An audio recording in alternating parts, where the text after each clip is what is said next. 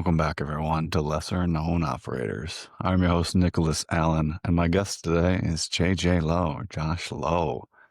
You might know him from Instagram as the Ghost Round.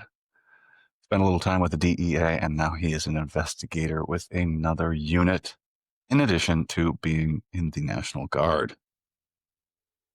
Hope you enjoyed this episode and get a little bit more information about your favorite social media personality. Today's episode, as always, is brought to you by the Green Brain-owned business Precision Wellness Group and Dr. Taylor Bosley.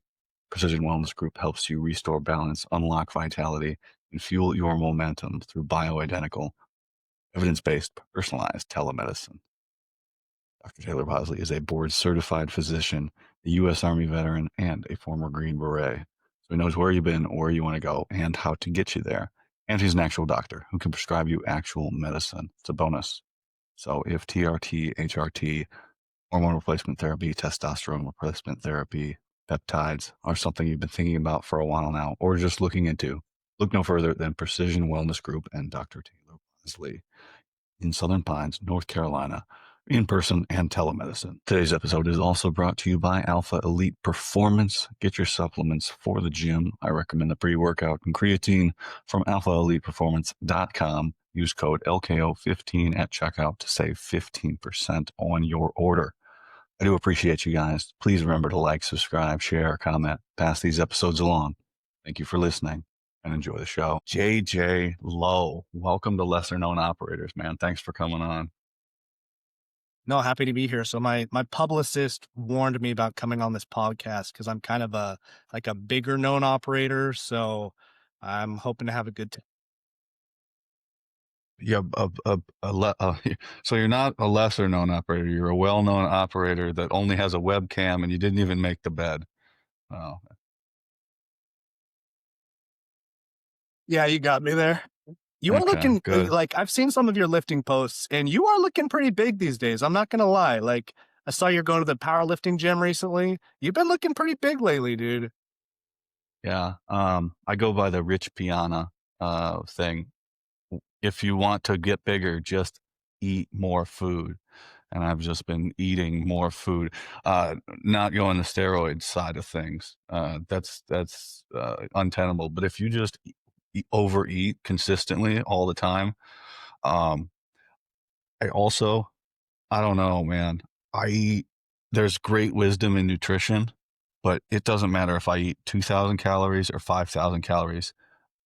I'm not getting any like adverse effects of that. So I just pile it on as much as I can. I don't know. I'm sure some nutritionists could work out why, but I just hit my protein targets and lift heavy, and it makes me happy. And I'm getting bigger. I mean, I'm 5'11", 240 pounds. So that's downside though. Running, very painful exercise. And yeah, no. Yeah, I know that. So I used to compete in powerlifting, and I've always kind of been an elitist when it comes to like strongman and powerlifting and lifting heavy, because especially in the special forces community or just special operations in general, everybody is big into CrossFit. You know, kettlebell workouts and CrossFit is like a very big workout. And I'll be honest, I've always been a little elitist because I've been able to go to a gym and just knock out some big heavy weight. I just kind of run on the side. And that to me has always been good enough. And I do think there's just something inside. I've always wanted to lift big. I feel like it's better just lifting big. You know what I mean? I do. When I hit that 500-pound squat the other day, I never felt like that. Like, I was like that. I wish everybody could feel that once in their life, to just do something that they didn't think they could do ever.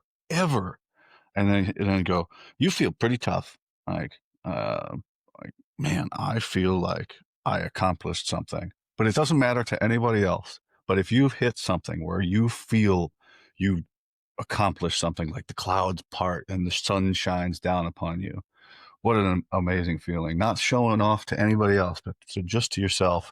And I think in lifting, more than any other area, that's possible. Because there's a low bar to entry, and you can just And I don't know, you can agree with me or not. You can just walk up to the biggest guy in the gym. How did you get to like this? And they'll be more than happy to tell you all of this, how they did that and help you. They'll coach you. They'll give you free advice. And it's just one of those things, very low bar to entry. And I think you can get wins and it helps your mental health and all the other stuff too, right? Stronger, fitter, Squat's the all the big other one things. because like you can go into the gym. There's a lot of people who bench big. I'm a big bencher, do weird deadlifts, whatever. But especially in a military gym, you come in with a big squat. Nobody squats big in military gyms. Like, yeah, there's obviously exceptions, but you've got a big squatter in there. Like, that's a big deal. Yeah, yeah. I remember going through the course, and one guy said, "You can always tell by the legs. If they got big legs, they're diesel. There's like you can't fake. You can build some size other places, but if you got big legs and big calves, that's not fucking around. I don't care if you're on juice or you're not. Like you fucking put in the work to get there and put the big numbers up. And yeah, but then I look at my buddy Kevin, who is half my size, and he deadlifts the exact same amount as me. And I go, God damn it, man. I was like, what the fuck? I got 300 pounds or something like that on his squat, but like, he still lifts as much as me. It's one of the biggest reasons I stopped competing in powerlifting competitions because I usually competed at the 200-pound weight class, and routinely there would be people pulling 700 pounds. And I'm like, I'm tired of getting fourth, fifth place. Like, I'm just not that good of a deadlifter. Like, I'm just not there. No, that's something else. Man, you people show up and their femur is is halfway up my chest, and you go, well, they're already standing up. I mean, you still got to be strong. You still got to pick up the bar. So Yeah. there's a lot of Yeah. strength involved. So you pick it up. I'm not disparaging anybody. I mean, you can hold that weight. Good for you. Fuck yeah. That's one thing. But yeah, distance to travel and the lever and physics and all that. But uh, but now mostly I go, whatever the numbers or whatever. I'm happy. Just I like to be strong and that because I'll watch somebody put up big numbers. I'll be like, I don't really agree with that form. Good on them. Good. They're by the rules. They're hitting if they're within the rules, good for them.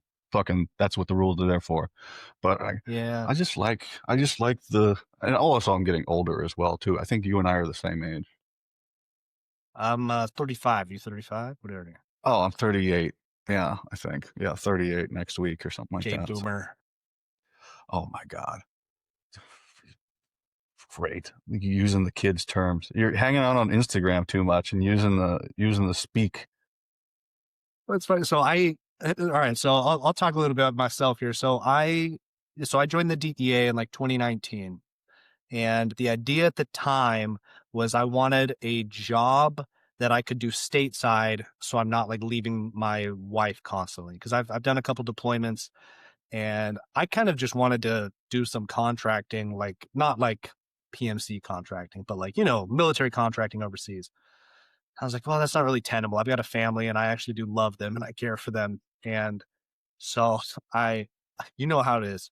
So I joined the DEA to, I can get some action stateside and then come home at the end of the day.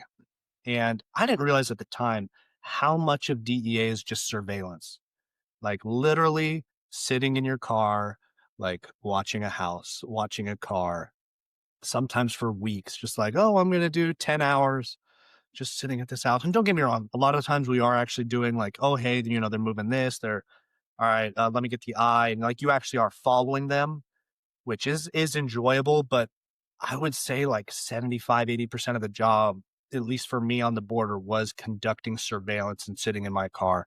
And it is incredibly boring. And so that's when I started posting memes. I started going to TikTok because I was too embarrassed to go to Instagram at the time because I had a lot of friends on Instagram.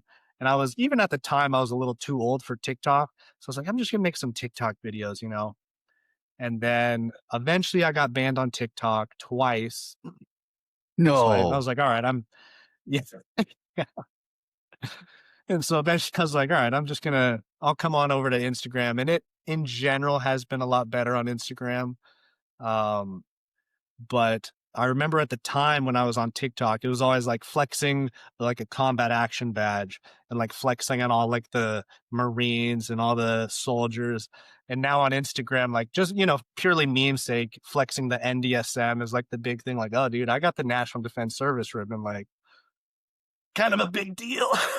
Jesus Christ. I mean, did you see me flex my master driver certificate last night as an anti-flex to people? You got to flex what you got, man. I I, try to point out to people the same stuff. I go, hey, we're on this side of things. A lot of that stuff doesn't matter. Like I didn't get to do any cool schools. Like, just be proud of what you got to do. Shit doesn't work out sometimes how you want it. And just like nobody cares. Like, unless you got the Medal of Honor, and that is something you can't shoot for. Like, you can't. You just yeah, it just happens. And even if you did something worthy, I know people that did. They're not going to get it. Right. So that just is something that happens. Unless you got the Soldier's Medal. I mean, that's something to be proud of there. I'm kind of sore about me not getting my first one and second one. Bullshit, but that's all right. Yeah, some paperwork errors, but yeah, just be proud of what you got. Some people get to go do all kinds of shit. Some people don't. Maybe you get hurt. People get hurt in training. People die in training. So fuck, it's shit out of your control. no, I firmly believe that there's a large, I don't know if I would say majority, but a large percentage of the military that, given the right circumstances, would perform to the level required to receive the Medal of Honor. And it will never happen. They will never see combat. And that's okay, man. That's okay. That's good. And like, That's good. yeah, yeah, no kidding. No kidding. And a lot of the time I just think, like, because I've been I've been a pogue. I've been military intelligence my entire career, National Guard my entire career, and I love it, man. I'm happy. I'm proud of it. And there's a lot of people that are just not proud of that service, and that hurts me. It really does hurt me. You see, like Kearns, people are turning up. Sorry, I probably shouldn't do names, but like Kearns is just like a goofy dude and he's super proud of his service. And I love that. I love seeing soldiers who are not afraid to take pictures, to just be proud of their service again, proud of every little thing that they are doing. Rather, well, this didn't work out, this didn't work out. Like, I understand nobody's exactly where they want to be, but just be happy with what you have in that moment. And I don't know. I don't know how to help instill that on soldiers. It's because interpretation, right? People have a wide range of interpretation because we can't write down and define acceptable and unacceptable when it comes to content. You can only look at it and know either way. And then somebody else's perception of looking at it from over here might be different. And so people, there's been this cover that's been dragged over. So people saying, you know what? I don't want to risk it. I don't want to stick my head up and get smashed. So I'm just gonna lean back and say, oh, and they'll talk themselves down. They said I was just a cook or I was just an MP. Like, shut the fuck up. Fucking stand up straight. Be proud of your Yeah. service.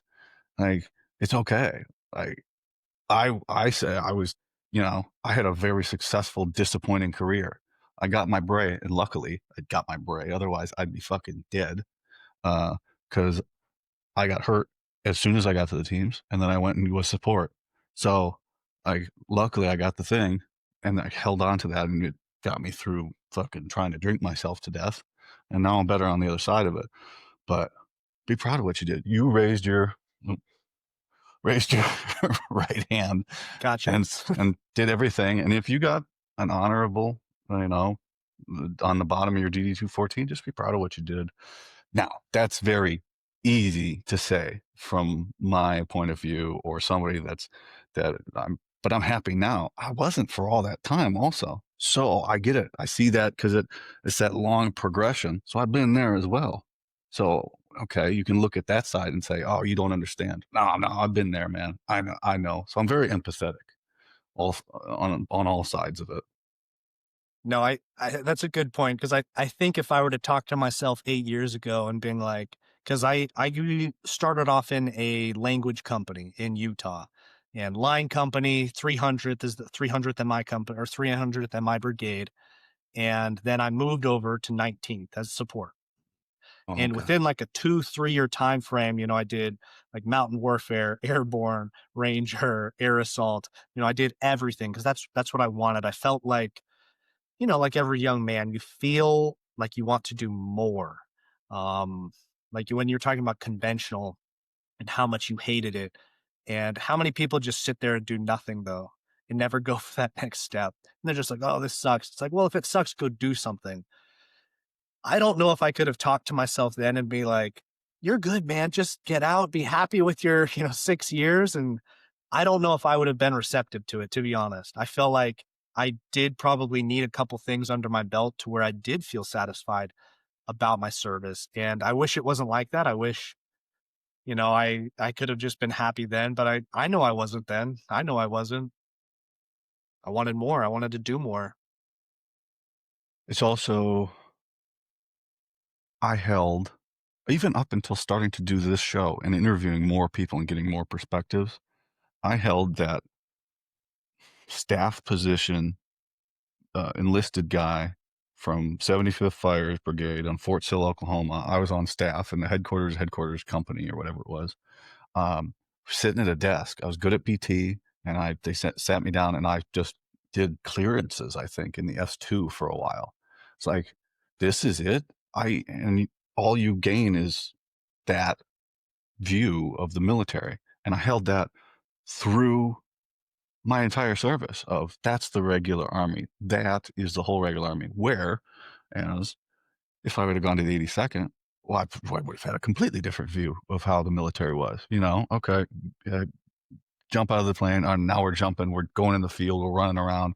Everybody's pretty much my age, pretty much my motivation to a certain extent during those years. And you're doing the thing, right? And you're deploying and going back. Now, deploying is a varying scale that only somebody in the military knows. No deployments are the same for other people. You might sit at a guard tower for 15 months, or you might get shot at in the Korengal for 12, 14 months as well. Um, two sides of the spectrum for the regular army.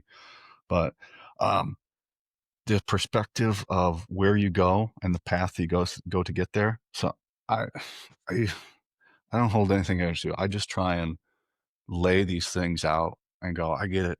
I get it. I don't hold too much against people. I very empathetic now on this side of things, especially with like you see some of these guys and you're like, ah, this person's fucked up and why are they doing this and go that? And I go, man, they probably really got something wrong with them. There's probably really something wrong in their head. Like, I hope they get it figured out because to let it get that far and then to double down on it and push it farther and then not listen to the people who supported you all this and you've pushed everybody away and now you've segregated yourself. There's probably some real mental anguish and torture going on there in their head and they're far gone, and that's a real thing. That's a real thing. It's sad. No, I I do think people, especially in your case, I think that is one of the hardest things to be able to overcome. I even in 25, even special forces operators that make it all the way through and make it to their teams without injuries. I honestly, in 2025, I feel a little bad for Green Berets in 2025 because they make such insane sacrifices to get to that point, and they show up with their teams, and then it's just like, now what? And I've seen it. I've deployed with them, and it's not what they expected. It's not what they wanted, and they become disillusioned and disappointed. And it hurts me a little bit because I know, like, I've seen the process. There's a reason I haven't gone through the process. It is a sacrifice. It is very difficult. It's hard. And going through all of that and getting to your teams to be like this cool operator, and it's like, hey, we're doing a J set, we're doing, I don't know, advise and assist. Like, that is a very hard pill to swallow for a lot of Green Berets. And I don't blame them for handling it poorly. I really don't, because I 100% would handle it poorly. I know I would.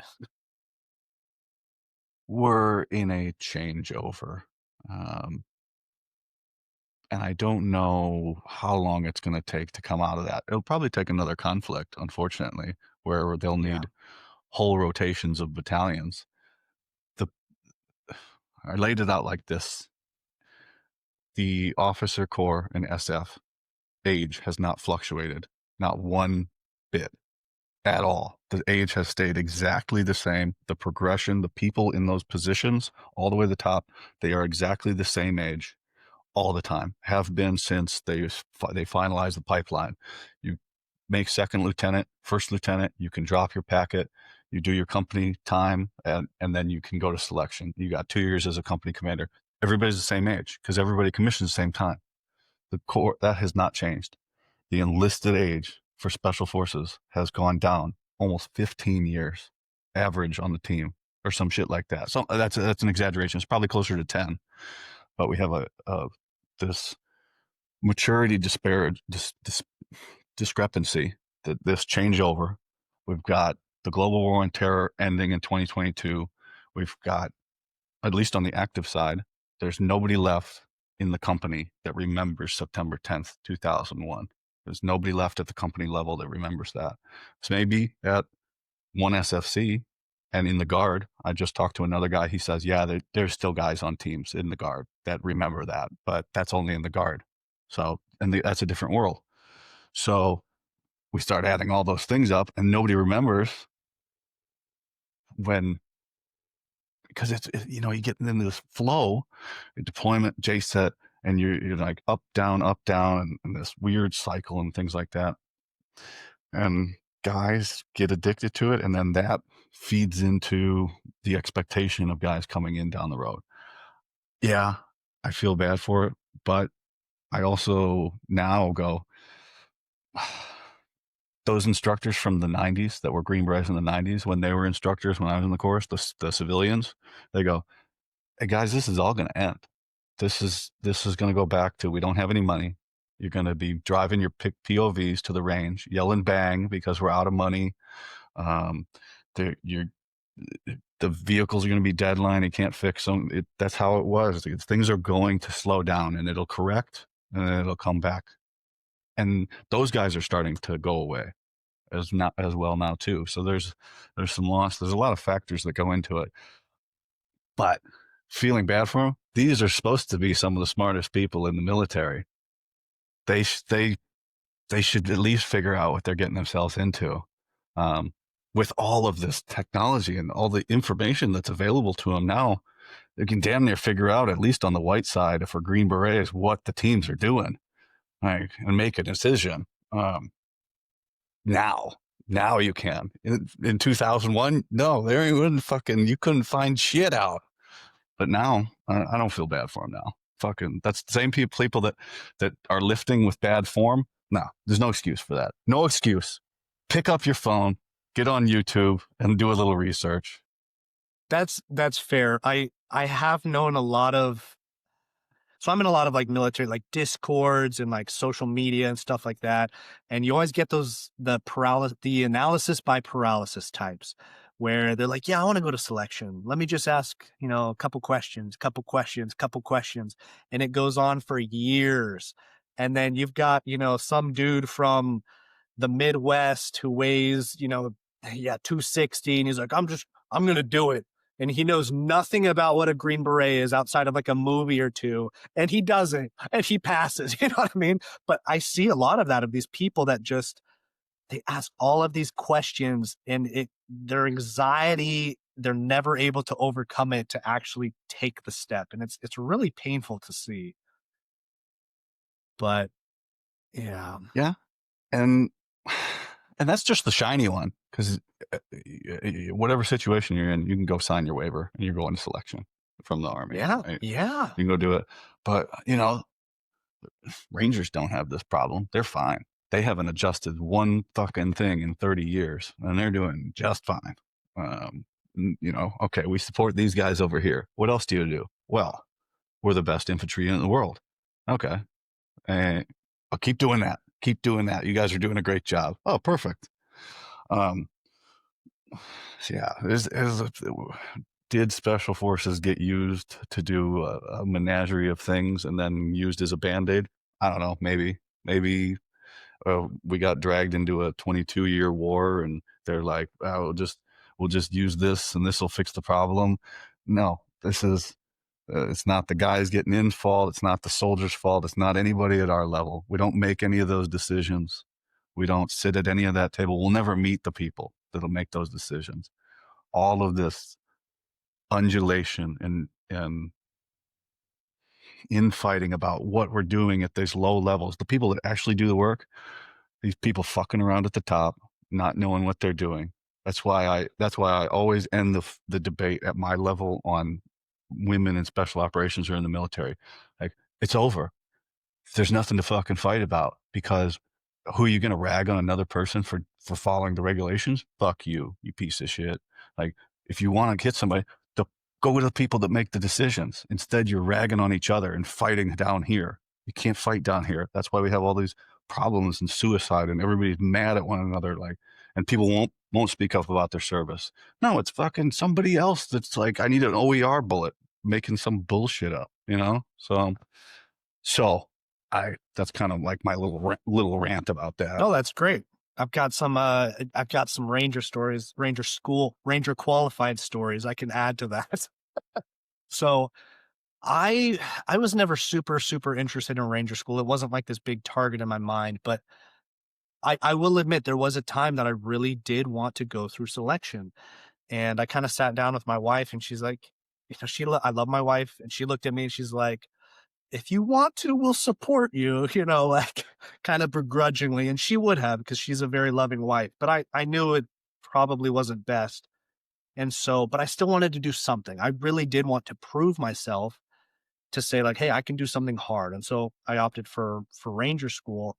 And we had sent a couple people from our unit. I posted memes about it a while ago, where one of the guys we sent, my old platoon sergeant, got picked up by the FBI recently for CSAM stuff. So anyways, he failed Ranger school. And so we all have to go to the RTLI, like the Ranger preparation. And I probably would not have passed Ranger school without going through this preparation. And you were talking about women and like soft. So men and women, we all shave our heads, right? I think they've changed it, but at the time we were using joint showers, and I did not know this. And there was one woman there. I didn't know she was a woman. She was a very fit individual, shaved head. I must have showered with her 3 times before like a quick scan. And I'm like, oh, that's not a penis. Nobody said anything. Everybody knew but me, apparently, because I guess everybody else is looking at everybody's genitalia in the shower but me. So I felt like an idiot. I'm asking my buddy, I was like, oh, so-and-so's a female? And he's like, oh, yeah, obviously she doesn't have a penis. I think they've changed that. I don't know, because Ranger school wasn't like that. Ranger school was like, this is the time when we do our instruction, like women get, this block. And it's probably better to delineate like that, but it definitely caught me off guard. I'm not going to lie. I was like, oh man, this is different. This is some Starship Troopers stuff. I was just going to say, Starship Troopers is real, man. We're a progressive society here at this block of instruction. God. Yeah, I don't get it. I don't get into it. I'm proud of people for following the regulation and accomplishing things. Like, if it's written down, I say in the course, I guarantee you, I graduated with most of those people I graduated with had a harder time than I did. Same beret, same tab. That's the way the path was for me. I don't know that the things lined up for where it all fucking sucked, but I guarantee you I had an easier time than they did. That's just whether my points on land nav or the weather that I went to certain classes in and things like that, and the weights and oh fuck, here's one. The Bravos and the Deltas and the Echoes got the fucking shit smoked out of them all through MOS. I didn't get smoked one time from the time I got to the course until I graduated. Not one fucking time. And if you just pair that up against all of them, well, I had a much easier time than them. So, but same beret, same everything. Like, who cares? Like, if you did it, congratulations. And that's why I say I'm first easy class, you know. But my beret's the same. Uh, I, I be proud of other people and their accomplishments. Don't hate on each other in the comments and shit like that, because it's just not. It's not helpful for you. It's not helpful for them. It's not helpful for. The only thing it actually is helpful for is the algorithm of driving engagement, which is bullshit. I gotta admit, Delta's getting smoked at their school. That's crazy. That school is getting smoked during all that. That's horrible, man. Um, yeah, Michelle Black came on the show a while back, and she was talking about her husband. Um, when he was going through the Delta course, I guess one of the cadre who wasn't a GB, but was I think he was a SEAL medic, and just hated him. And just she said he tried to kill him during the course, like smoked him for hours and hours until he. I don't know if she said he got rhabdo, but he was definitely fucked up. And she wanted him to go to the command and say something, and he goes, "It'll just be worse if I say something, so I just got to let it go." Um, the the Delta, I mean, that's different class dependent. Some of the guys said the way that things lined up, they didn't get fucked with. So Charlie's fucked with the least, but I've come to find out, and I've talked to an instructor, and he goes, "Yeah, we just didn't fuck with you guys because one, you guys have live explosives, and you could fucking kill us all at any time. So we're not gonna push you over the edge. And two, one of them goes, I always had a fucking pistol on me that the army didn't know about because we thought y'all were gonna fucking take us out at any given time." And I was like, man, what are you guys? Is everything okay at home? Like, are you okay, man? Like, you're suspicious of us? We're students stressed out all the time, but no, I didn't get fucked with the entire Q course, and it blows people away. I personally I like that more. There's a for the National Guard to even apply for a slot for like SFAS, you have to do the SFRE challenge the wreck. It's like a little pre whatever, and there's no standard. So I'll hear somebody because I had to do it for Ranger School, and it was literally just the gated events, like the PT test, the 5 mile run, the ruck, and I think there was a rope climb, and that was it. And I hear about like 20th group and other groups, and they're like, oh, yeah, we were, in the water for an hour, and then we got smoked right after, and then this, and then that. And I'm like, it just sounds like a smoke fest. And mine, nothing, just, little land nav. If you can do it, you can do it. If you can't, get out. And I like Yeah, that mentality. I really do. selections. The guard also, they are trying to, because SWIC is active duty, the schoolhouse is active duty, and so these guys in on the guard side, they've got this budget, and they're very, this, very protective of that money, and sending a guy to selection and failing is what I'm told, very expensive, very expensive. Yeah. Yes. And so their numbers are in the 70s or 80s per pass rate, where the regular army is in the mid 20s or some shit like that. Everybody gets to go. You can just go if you want 2 weeks off of work. You can just go to selection, make it past the first 7 days, and you got 2 weeks off of work. Uh, so that's kind of what people have access to that. Whereas in the guard, they got to assess things. So I get it. I went to an SFRE and guest cadre or got some content and made some stuff and took some pictures and things like that. Yeah, I commented on your pictures. I remember. I my butt. The whole thing was kind of a really awesome experience and then a fucking bummer because my buddy killed himself on the second day, and once that happened, because I had all these plans and then I kind of was out of it, And so Yeah. I like didn't follow through on some stuff. I kind of felt bad, but then everybody was like, but then it turned out like two of the guys there knew him as well, and it was just a bummer. So, but I was around a team when that happened. Best place you can be when when a Green Beret or one of your service friends kills himself. I was like, man, I really couldn't have been in any better spot for this, finding out. But man, I'm in Wisconsin. It was, I think, 60 degrees at night for the whole month leading up to that event before it. And we get there and I get out of my truck. I was like, it's 95 degrees here. These people are gonna, I'm miserable standing here and I'm not gonna be doing anything. We go out to the PT test. I said, this is gonna be a massacre. This is gonna be terrible because it's fucking shitty out here. And they've got to assess, they've got to stress you out and figure out if you're going to pass Yeah. selection, or with some tutelage, are you going to pass selection? And I get that. Ranger school, I never went, but my buddy goes, man, I was a hard charger and I got recycled. And then I was a shitbag and I got my tab. And so I've always kept that in my mind about Ranger school. So it's just, so he's like, I did everything right and I got no go'd, and then I fucking did nothing and I got my tab. And so I was like, okay. So I've always kept those two things in my mind about the different schools. Was he a Green Beret when he went? Yeah. Yeah. Yeah.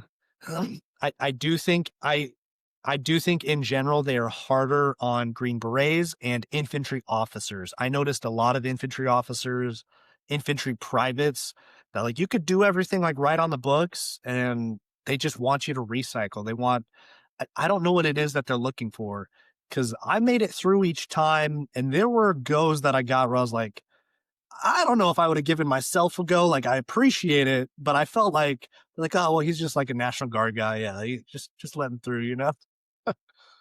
But And here, another one that I draw a story on, like easy class. Like I went through all of SUT, small unit tactics. I was field artillery, right? So the first time I did infantry tactics was at SUT. So I'm just like pulling in, I'm listening and writing this stuff down.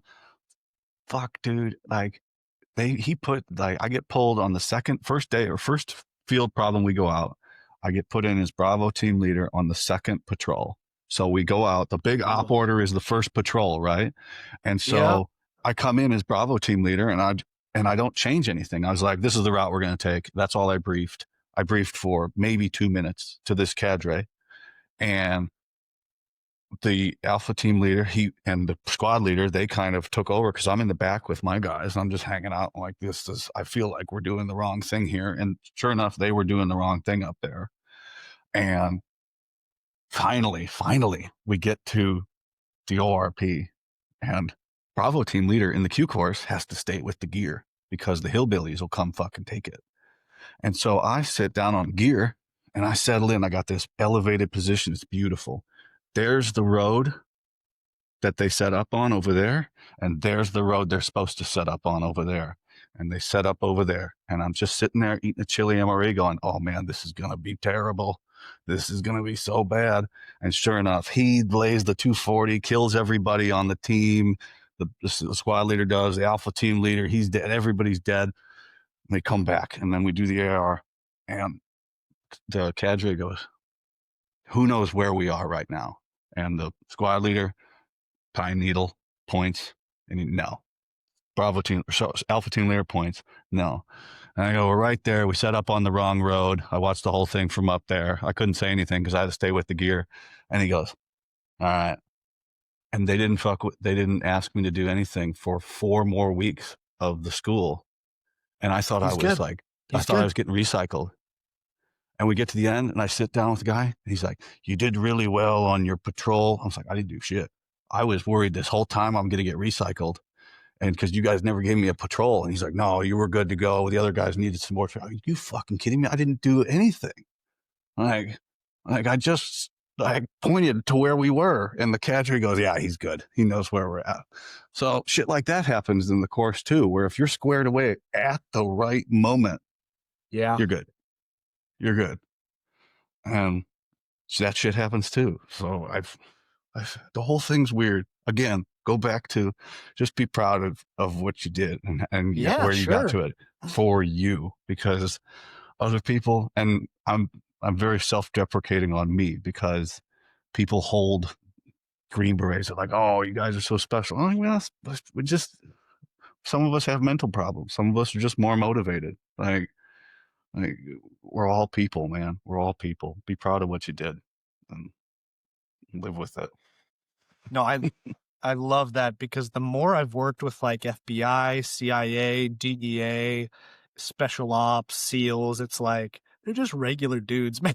Like, don't get me wrong, a lot of them have done sacrifices, like really big sacrifices, and I'm not trying to take away from those sacrifices, but they're all people, man. It's just a person, like it's just a person.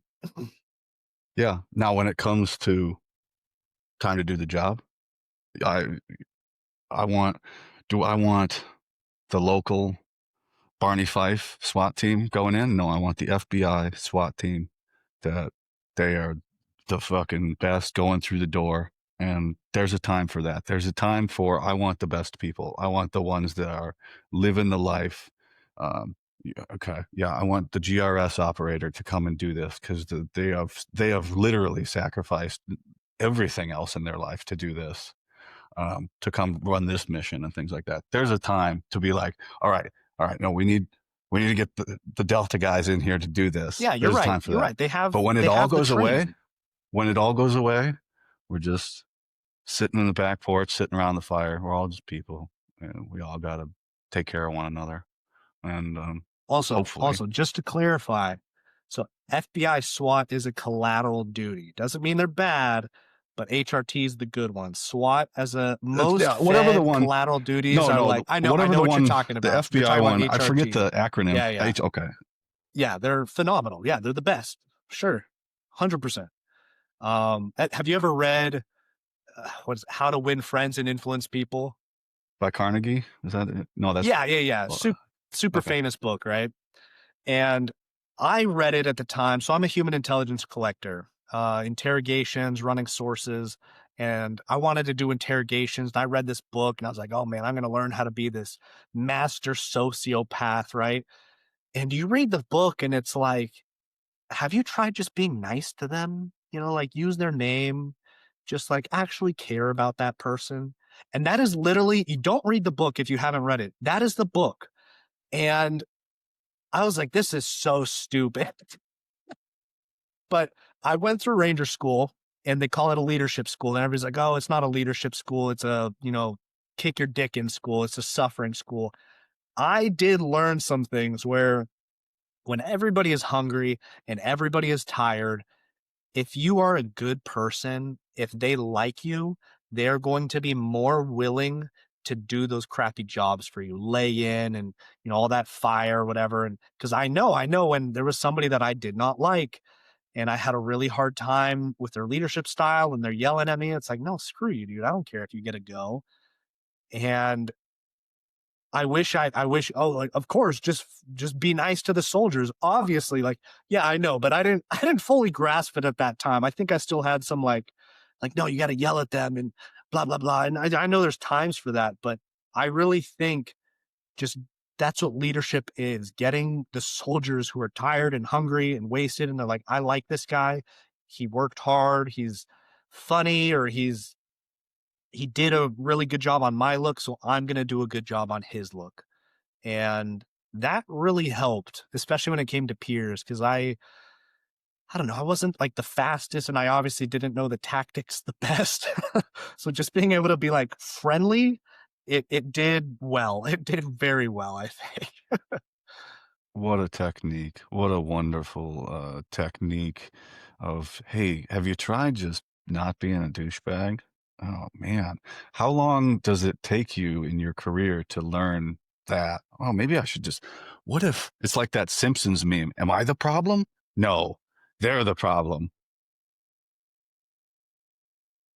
No, I mean that's exactly it. It's like it's so simple, it's so easy, and I'm sure if anybody watches that, they're like, "Well, duh, just be nice to the troops." But it for some reason that's where it like really, really clicked for me that like it doesn't matter. Like, let's say you are on point. Let's say you are just you're always right and you're just critical and criticizing them. Like there are times for that, don't get me wrong, but it's not going to work all the time. There are times you just need your soldiers to trust you and actually care for you as a person, and you got to be nice. I've had a few GBs come on the show and go, "Yeah, you know what Ranger School helped me with? Indige. Getting the Indige to do what I wanted them to do. It was just like at Ranger School, getting hungry, tired people. It's very transferable skill over to other countries. You got a hungry, tired, and doesn't police force that doesn't want to be there, and you got them to do so, get them to do something, and that's pretty much exactly the same thing. I go, oh, that's a great point. You know, that's very good. So there's a lot of benefits. This is and unfortunately, I never got to get any of them. As you For know, you. obviously master driver here. So, um, and that post last night I made that I left out the part that that's the only school I went to after I got to group, and the only one that I passed. And the only reason I passed was because the Yeah. instructor was also getting a divorce because I got pulled out for 2 days in the middle, and I came in on the Friday and I told him, and he goes, "I'm going through a divorce too, man. I know how it is. I'll let it go. You Good know, for you him. just Good for just him. take the test." And Oh my and so gosh.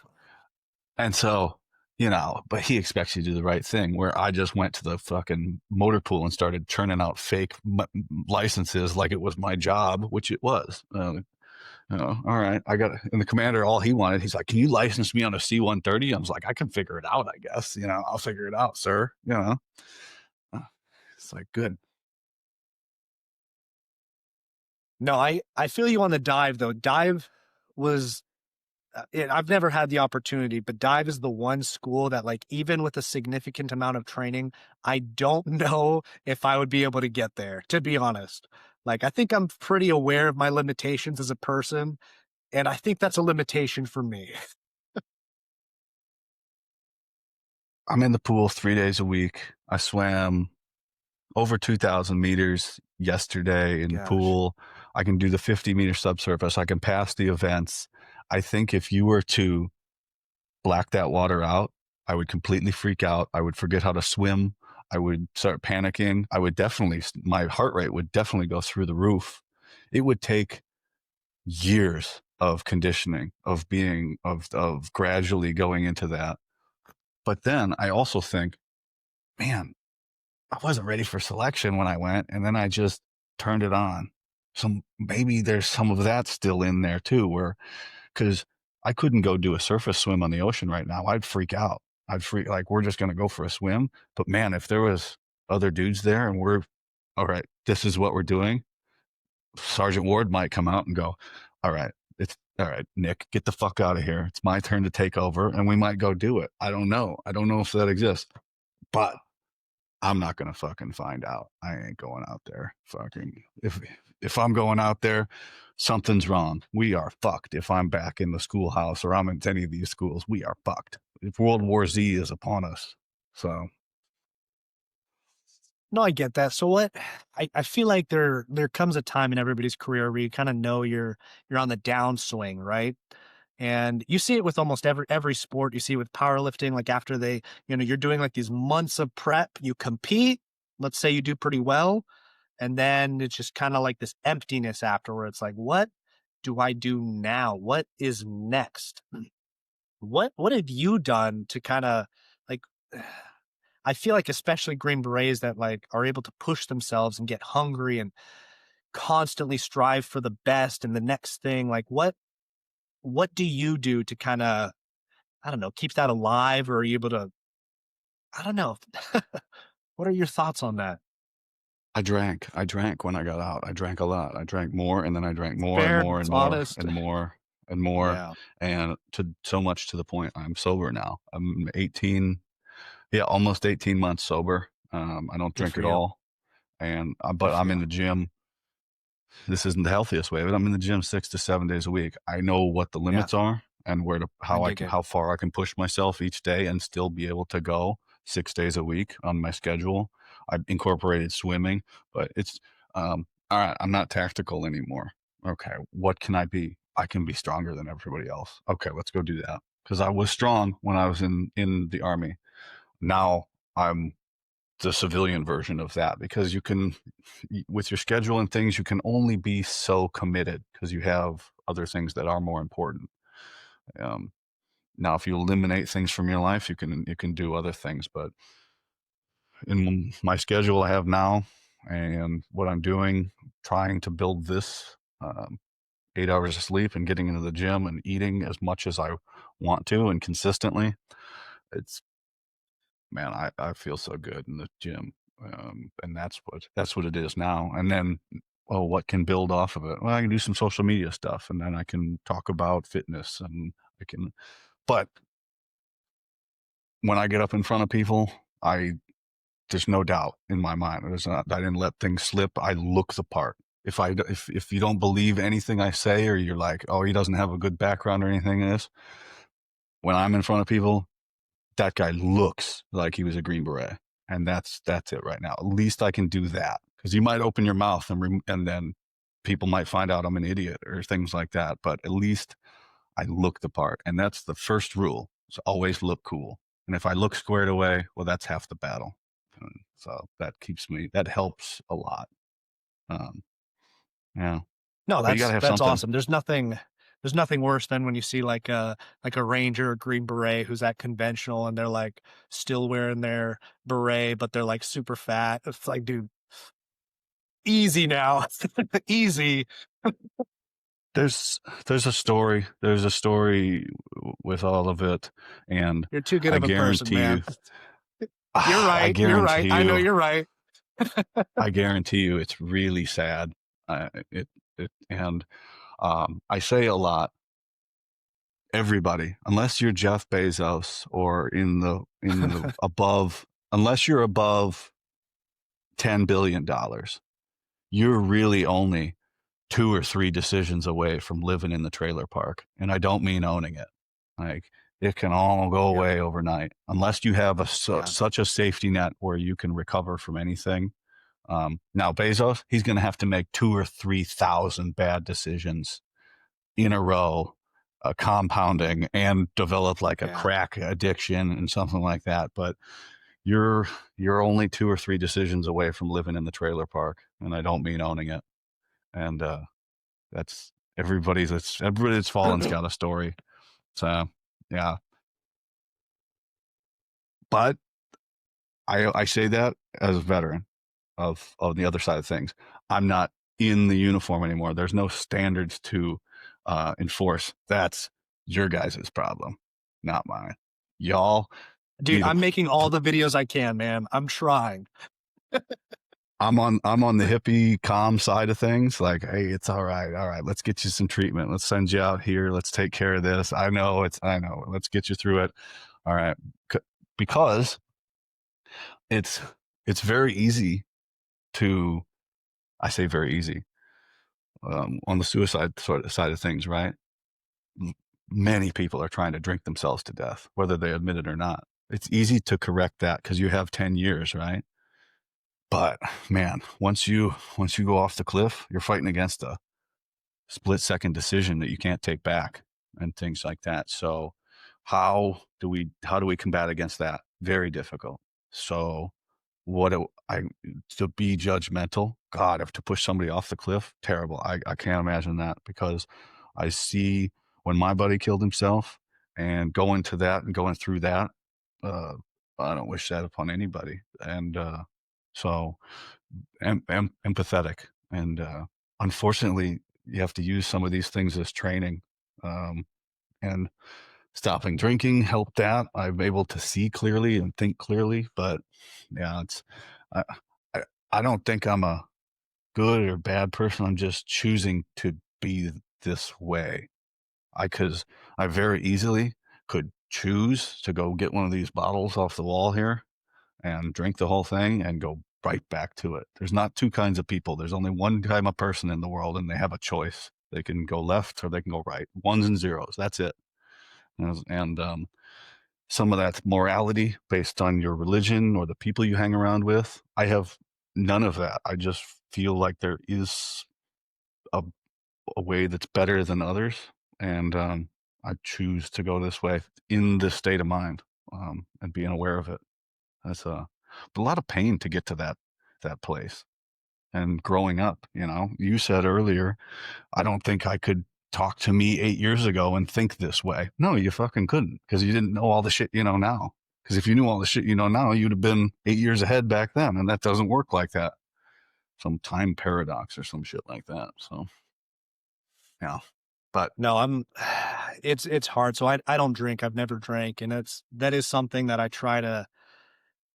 I mean, soldiers are gonna drink, man. It's like I try. I think if soldiers could get off like all kinds of drugs, obviously, but and not drink, I think pornography is kind of a slept on addiction for a lot of soldiers as well. That's why I fight pretty hard against a lot of these women in uniform that show their bodies, have Snapchats and all that kind of stuff. Cause I don't know. I do think it's wrong. I think it's just morally bankrupt. And I think there's a better way. I think there's a way to feel better about yourself as soldiers. And I don't think it's that way. I really don't. mm, God, I can't imagine some of the discussions that the people that make the regulations, just the awkward conversations that they have to have about these things of, because Yeah. that Yeah. somebody had to make a PowerPoint slide with these Yeah. examples on it, and they had to show it to a four-star general or a secretary of whatever, and in there, and they're just pressing the button going, oh my God, what have I become? What have I? And then the weird conversations with a generation that cannot comprehend the social media sphere that we're in now, and young soldiers seeing a way to get influence and make money because it's this way. Man, I Yeah. don't envy any of that at all. I can judge their pages and be like, I don't think that's right, and things like that, but there's nothing I can do about it. Um, but God, man, I don't envy them having to deal with the social media regulation and any of that shit, and people getting brought up for memes. Like, you can't say, like, one of my guests, she got in trouble for making memes at Ibolic, and she got in trouble for it. And Okay. like, oh, that's a real thing. If something you think is funny, the general might not think is funny, and that can have adverse effects. But oh man, yeah, I defer to, it's not anything you can define, like Ted Lasso said, Yeah. but you know it when you Sure. see it, and Yeah. that's very ambiguous. That's not helpful. That doesn't give me anything to go off of, Sarge. So if I got can you two stories for you on that. go ahead? So the first, I was overseas and I had a female soldier E4 and we were just going off post to eat. And I was like, yeah, no, you can take my car. This was like a chill deployment, not like combat deployment. This was like a Europe deployment, like very, very chill, very easy. And we were gonna go meet some people to eat. And I was like, hey, just meet out here about 7. And she was like super nervous. She's like, well, I don't want to be alone with you. I guess I'm okay. And I'm like, that's great. I'm definitely bringing in another soldier, so don't worry about it. And because like I'm protecting myself, like I don't, no offense, like good on you, sure, but like I'm protecting myself. I'm not going to be alone with a junior, female. And I made a video about that. And I actually had an officer reach out to my chain of command and try to hem me up on that. I was fine, no issues. And I ended up getting a copy of her complaint. And like the day I was off active duty orders, I made a video. I was like, she told on me for this video. It was super petty. I'm not going to lie. But I do remember that happening. And that was probably the only time that it's ever come back to me. I don't know if you saw some of my first videos where back before my account was banned, I had a friend who reached out to me who was going through Bullock, iBullock. I think it was just regular Bullock.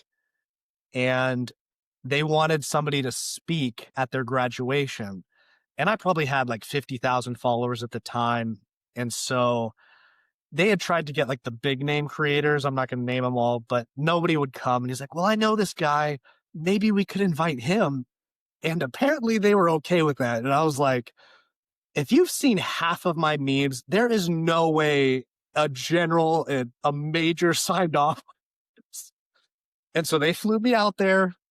Yeah, go ahead. What you got? It I did see that, and because I was watch bad, man. It was I really watch your bad. content. I watch your content, and I go, okay, he's going to do a keynote. Like, did they like look at his Instagram first? The general must not know how to use Instagram. That's how that got approved. Okay, that's right. And then I kept scrolling after that. That's what I thought of that. It was like he's never heard of 2 star Instagram. was That's fine. there. 2 star female was there. Yeah, And yeah. it was horrible. It was, I get up there and I was like, you guys could have picked anybody. I'm glad. I know why you guys picked me. I know why you picked me. You want to know, who's on the Epstein list. Well, I don't have that information, and I go right into it. I opened with an Epstein joke to no laughs, and it was pretty downhill, man. Like, I made a couple Oh my fat god. jokes that did okay. I was like, don't be fat. Whatever you do, as you're an officer, people don't look up to fat officers. That got the most laughs. They liked the fat jokes. But it was rough, man. It was very rough. I had to pull a couple jokes. I'm trying to remember what it was. Oh yeah, so my buddy was older. He's like in his 40s. And I was like, you can discriminate for a lot of things. People don't tell you this. Not everything is protected. Being old, and I, pointed out to him, not that's not protected, but like, female, lesbian, that's like a double whammy. And that was the general. And my friend's like, dude, you absolutely can't say that. I don't think it would have gone much worse than it did though. But Oh my yeah, and god. nobody talked to me after. Nobody. Like there was like one NCO that talked to me, and then like one of the drunk, like veteran guys that was doing the flag ceremony. He's like, "Bro, that was the best talk of that." Just drunk out of his mind. I was like, "Oh man, this went way worse than I thought it did."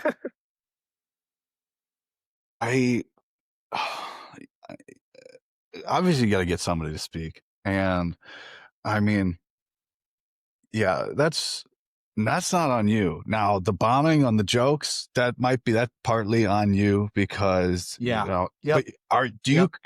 but I mean, funny on Instagram and funny in real life, not the same thing. Those are not the same True. thing. Very true. Some, I don't know ever which of my funny reels people are going to find funny. I'll throw them out, just be like, I don't know. I have no idea if they're going to find it funny. And I made a reel last night. My story.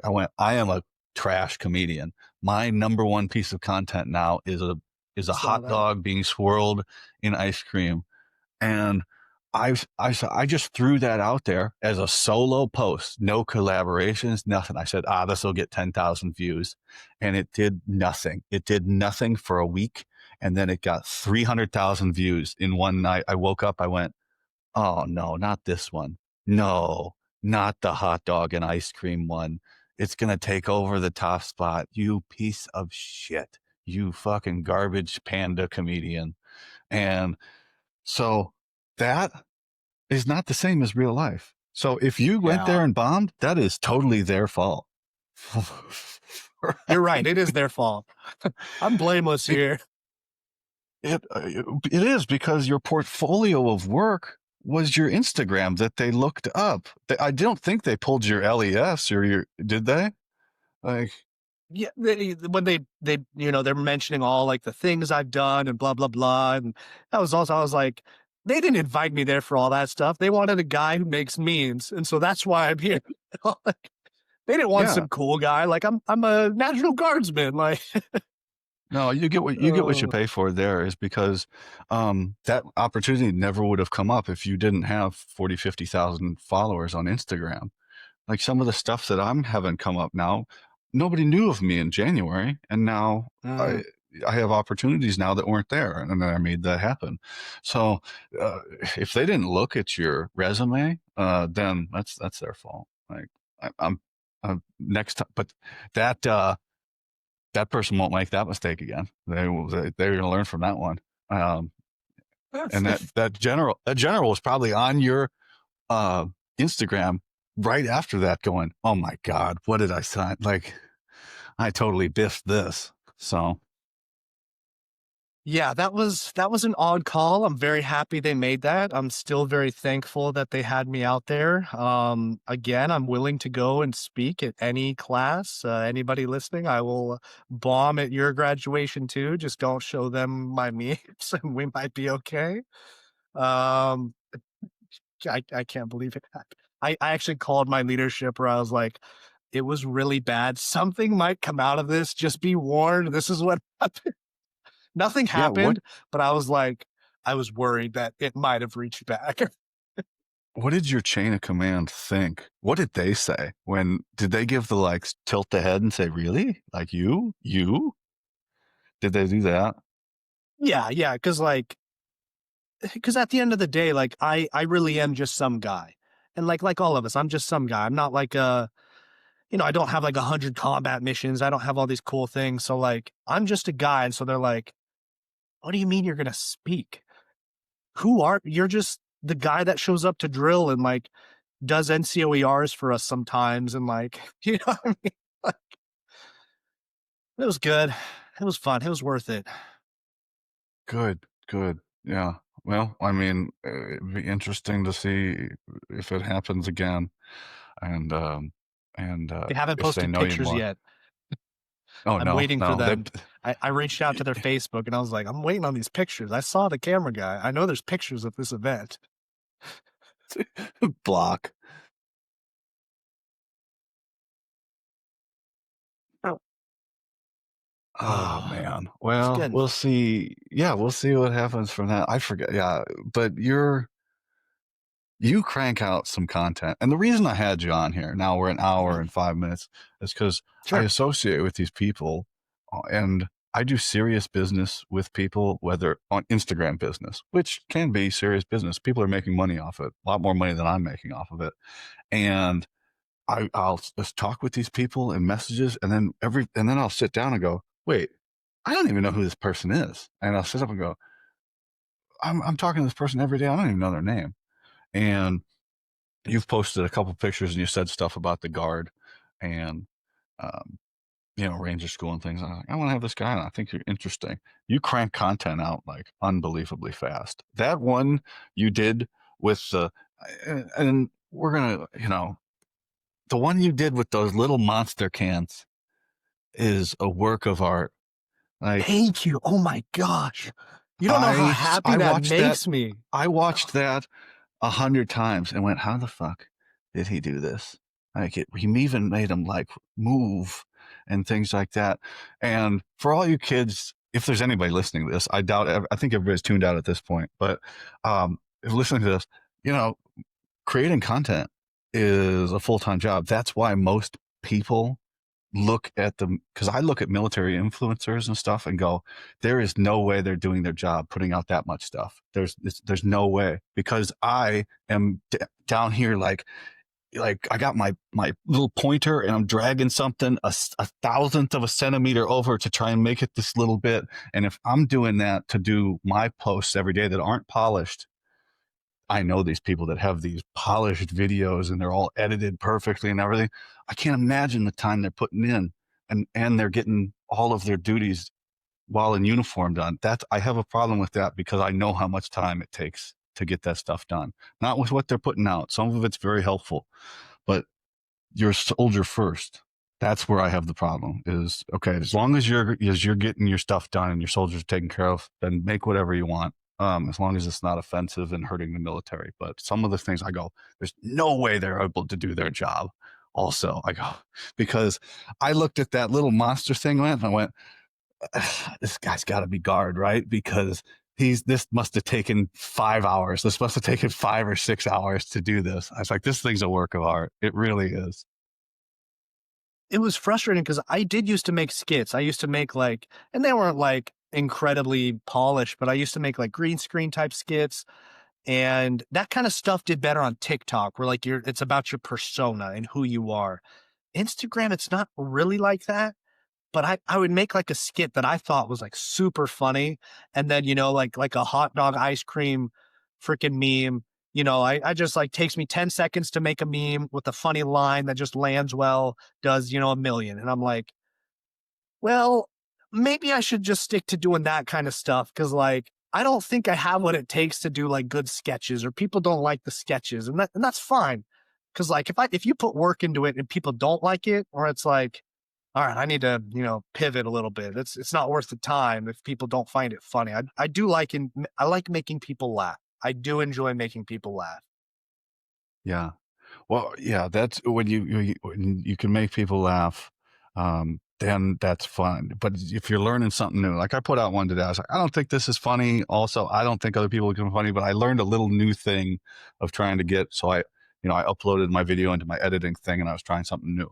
It's like I learned something on this one. I don't care if anybody watches it because I got a little new thing here, and I'm adding onto my thing, onto my skill set because this is all self-taught. All of this shit you can't see here. Oh my God. I am in way over my head with everything I'm doing. And people are messaging me, asking me questions. I'm like, bro, I don't know what the fuck I'm doing. Um, AI helps me out a lot. YouTube helps me out a lot. Other people. And, and that's also has changed my perspective on like on the veteran community side. Everybody that's successful is helpful to me. I had 10 followers and people were like, oh, we'll do this. We'll get you some more followers. Let me collaborate with you and things like this.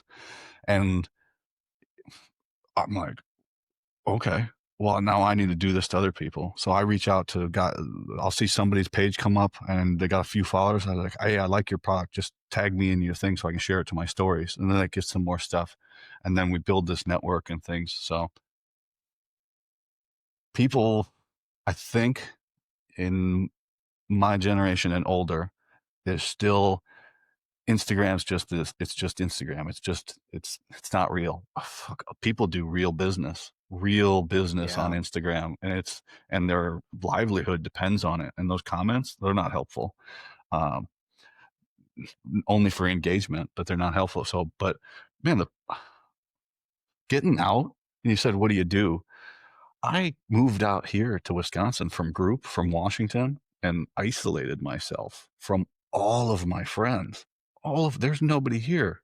I just moved out here and uh, and started working a regular job that I didn't want to be at. And yeah, but it's weird. It's corporate and it's not the same. And everybody's back at first group where I wanted to be. And it was years this went on. That was 2018, end of 2018. Well, when I went down to North Carolina for the hurricane relief, I was like, I'm missing helping people. And, you go down to North Carolina and you get that fucking, Green Beret enema because everybody's a Green Beret. They fucking, you get the spruce juice and, I started working with Green Berets again down there, retired ones. And then I ran into some National Guard teams, ran into a guy I graduated with, got to see him again. I was like, oh, we need more of this. And then so we turned the new year. All right, I'm going to start lesser known operators. And I build, and that is what I tell people the most. Like, if you are missing something, start getting out here because everybody's on social media. Everything Yeah. you can just pick these things that you like and things like that and talk to these people. Man, you like woodworking. There's 40 Green Berets that are making plaques and awards and these things and this stuff here. And you can get in and talk with them and you can get in and just shoot. Everybody shoots. It's the point where like, oh, they're so much better on this side than they were in active duty. There's competition shooters and breaking stuff down. But that is the biggest thing that I've said that I'm trying to tell people is go, man, if you feel like you've lost the community, it's still there. It's just on the internet. It's on social media. And you got to plug back into it. And to go from nothing in January to where we are now in September, I feel like I'm back part of regiment again, at least doing something good for people. And that's the biggest thing that's helped me other than the gym. No, I think finding fulfillment is just a lot of people I see in, especially in MI, they want to go, CI, FBI, DEA, and they don't really want to be there. It's just like the next step, the final step. It's like, oh, that's the coolest thing I can think of. That's what I want to do. And a lot of it comes down to them thinking that, well, everybody thinks the FBI is cool. Everybody thinks the CIA is cool. And I want that. I want to be perceived as cool rather than actually doing something cool or being fulfilled. Like I remember going over to Japan and you see the people that work like these minimum wage jobs. I remember seeing a train operator in his full little conductor suit, putting on his glove. He was super about it. And you could tell this dude loved his job. He might have been on the spectrum. It might be a train thing, but like this dude loved it. And, over here, like, it's like, oh, I'm just a train operator. I'm just a whatever. It's like, dude, if it makes you happy, like, that's fine. Find what fulfills you rather than like trying to seem like you are cool, trying to find recognition. Just do what gives you fulfillment. Like for you, it's helping people. I think that's like most people helping, finding some way to help, it's gonna give you some fulfillment, man. Like just helping another person. Absolutely. That's why, you know, after everybody completes AA, they become a sponsor. It feels like Yeah. now they wanna give back, but it's what did Tom Arnold say? It's that selfishness, selflessness relationship. Like it's helping you, but it's also helping me. It's this cohabitation or beneficial, symbiotic relationship. So, but that's interesting to say. You got your three-letter agencies, and the why. Is it just another stepping stone sort of organization of the next level, and people just keep striving for it without appreciating where they're at? I think that can happen a lot. I see it a lot, especially if you see somebody say like, "Oh, I want to go CIA or FBI." Like FBI is like law enforcement. It's like, federal law enforcement. CIA is like analytical work, like intelligence analytical work. They're entirely different. It's like, "Oh, I want to be an 18 Foxtrot or like an MP," Like it's but when you see people like, "Oh, CIA, FBI," it's like you just want to do something cool. You want to be part of a cool agency. And that I kind of understand. Like everybody feels like there's like a next step, like you want to do more, you want to prove yourself. But I think a lot of times in the sphere that I'm in, people just look at the thing that they think is cool and they don't know about it. They don't know the job, they don't know what it is, but they want to be perceived as cool. And eventually they get in, they look around, it's not as cool as they think. They're not really doing a lot of cool things that fulfill them, and it's not enough to sustain them. And that hurts. And so I try to help a lot of the new soldiers to be like, well, what do you actually like? What do you enjoy doing? What makes you happy? Try to do that. Like I understand maybe it's not going to make you like a ton of money, but at least try. Like take a chance on it. Do something like that. Yeah, yeah. Self-worth and perception of your own value is a big thing. But as we said, who was that posted that meme the other day? It was a Rick and Morty meme of Green Berets going through the pipeline only to, yeah, go to the B team or something like that. I'm like, who the fuck is this guy? Like, and then I go, he probably knows something I don't about things. But then also, like, I don't know my knowledge of the way group is. But as I said, it's a changeover, and I mean, I didn't know what I was getting into when I went to selection and picked that out. It was just it was it was the easiest way to get out of where I was, and it was perceived as the hardest thing that you could do as a private. Yeah. Okay, there's Yeah. limitations. There's 100%. there's harder there's 100%. harder things you can do. There's harder things from that, but Yeah, you sure. you really need to have a foot in the door to go get some of those, or at least they're coming to you out of because you've shown some other thing. So, but for a regular army, signing a piece of paper, that's the hardest thing you can go do. And then there's other harder shit when you get behind that curtain. And I didn't know what I was getting myself into. It just turned out that this is what I want. Some people get there and they go, nope, this ain't for me. You know, and it's different from what they want. They don't expect that. They wanted something else. So they go, oh, I thought this was going to be like the next level. Oh man, that's a whole nother ball of worms. I mean, that's a whole nother commitment. Hey, I know you just had a family. Like you better sit down with them and talk to them about making another step and things like that. But yeah, uh, there's no now. There's kind of no excuse for not having at least all the available information. But then again, you get somewhere and man, you just know right away, like this ain't it. Like I knew when I got to my regular army, I was like, this ain't it. When I got to basic training, I said, this ain't it. So it was less than I expected. And you got to go find that thing. So I get it from both sides. It's never enough. But everybody that's come on this show, at least from the enlisted side, everybody, it's never enough. You can just keep winning, and you'll get there, and you'll be like, "Oh, I want more. Yeah. I want more."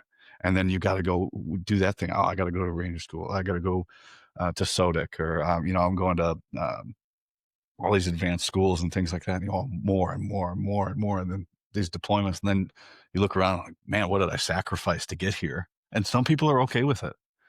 Some people are okay with it, but it's um, it's a weird thing because who did I talk to yesterday?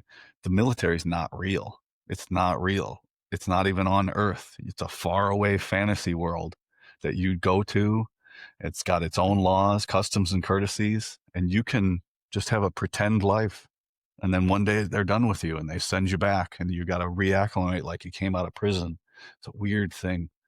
And I imagine some of that happens in agencies like you of people trying to live that life or trying to find something that they're not going to find. Yeah, I know. I'll admit when I got to the academy, I was like, I don't know if this is it, man. I was like, this is not, it's like imagine like you're going to selection and like everybody's making it through and you look around and it's like these guys are making it through, like a bunch of like dweebs. And I do wish if I went in again, I wish I had a better attitude. I think if I had a better attitude, I I might have stayed in the DEA. I if I did it all again, I really do wish I had a better attitude for it. But yeah, I got to my unit or whatever, and it wasn't what I expected. It wasn't as cool as I thought it was, and the sacrifices I was making to like put a couple of legals away, and like the difficulties that I was running with, because I kept getting in trouble for various things, and I was like, this. I don't know if this is worth it. Like, I don't know if it's worth the sacrifice to me. Like, this isn't like if this is the next level, like this is that I'm supposed to do the rest of my career, like maybe it's time I just find like a job that I like, that I enjoy, and then I can spend some time with my family and find other ways to find fulfillment.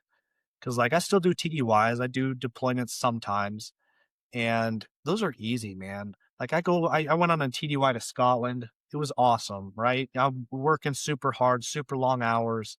And like, yeah, I am overseas. We did get some to do some cool things, but like, it's so easy. And then I come home and it's like, like reading books with my kids and like doing make believe and like, "Oh, how was your day, hon?" And sitting there and talking. I know I might sound terrible, but those things are really hard for me. Those are That's, really hard to just do those that's real little life.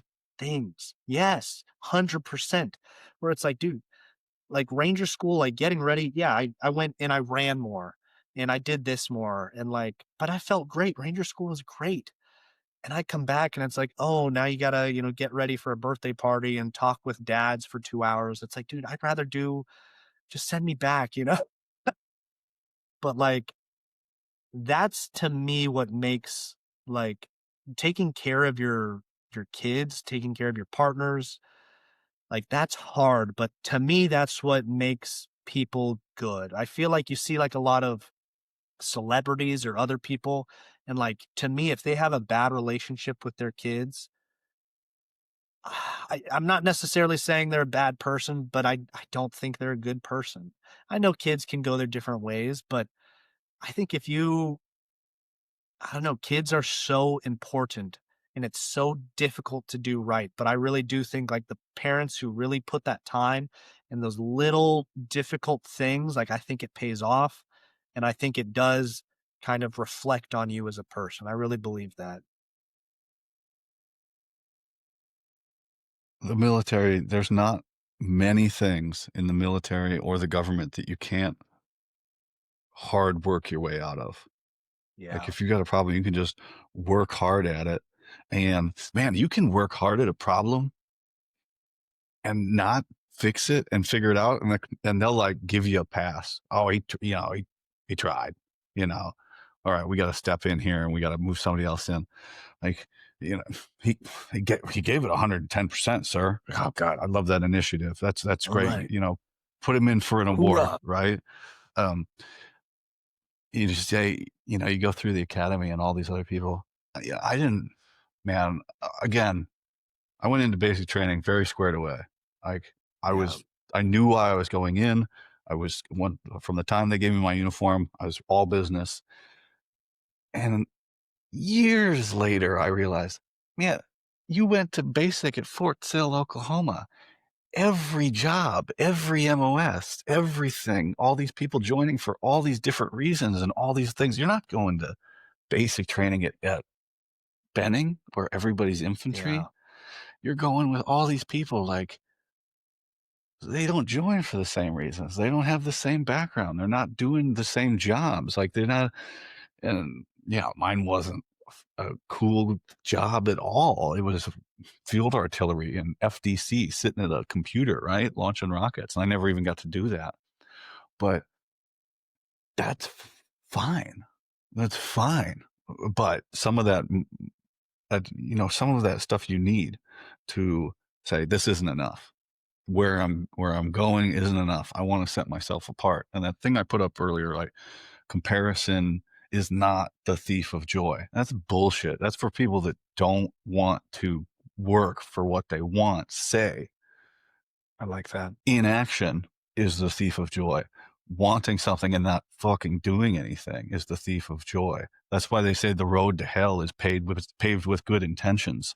That's a correct saying because it doesn't mean what people think. It means because people fail to act on what they intend to do in action. And you need some of that. You need some of that motivation to get yourself to where you're, as you said, fulfilled. But it's hard to know what that fulfillment's going to look like Yeah. Yeah. when you don't see it. Because all I knew is I wanted to go to this one spot. All right, let's get there. Let's go to that thing. And people search for it. And if they don't see it, then they don't know what they're going for. And so it's it's okay. Like it's okay, right? It's okay to not know also. And I think people another thing that drags them down is it takes a long time to do some of these things. And this real life sort of Yeah. thing, that family life that you're saying, that's the real world. That's going to be there for you when this military or these agency jobs end, this real life. And you're in this struggle of trying to figure out where you want to be in the military or in these agencies or striving to get there. But then you're putting down roots in real life, and those things don't fucking work together. Yeah. There's this, as you said, going to selection is a sacrifice. Well, selection's 3 weeks. You get selected. Well, sure. Everything after that is everything after that. That's a whole other ball of wax. Like, hey, honey, Yeah. not only am I going to be gone for 2 years, after that, rough schedule as well till I retire. So actually, the only time that we're going to see each other is when I'm in the course and those things. So as time Yeah. drags on and you establish roots in the real world with a real family, and you're trying to figure out where you want to go, you're being pulled in two directions. And God, the psychology of that's rough on people as well, because you're having to wanting to make and that one happy and the other happy, and you can't do it all the time. And then sometimes people will just swipe one away and say, I'm going to strive for this. I'm going to strive for the one that's going to go away. And that's brutal too. So it's a, it's all it's a fucked up career in I know a government, guy. isn't it? Oh yeah, I knew this guy. Well, I heard a story about this guy like 8, 9 years ago, and I met him recently and love this guy, really nice guy. And he was married to a girl at the time. He had passed selection and she told him, "Hey, it's me. We're going to Q." And he picked her and oh, he might have been like halfway through it or something. I might be misremembering how far he was. I know he was at least after selection.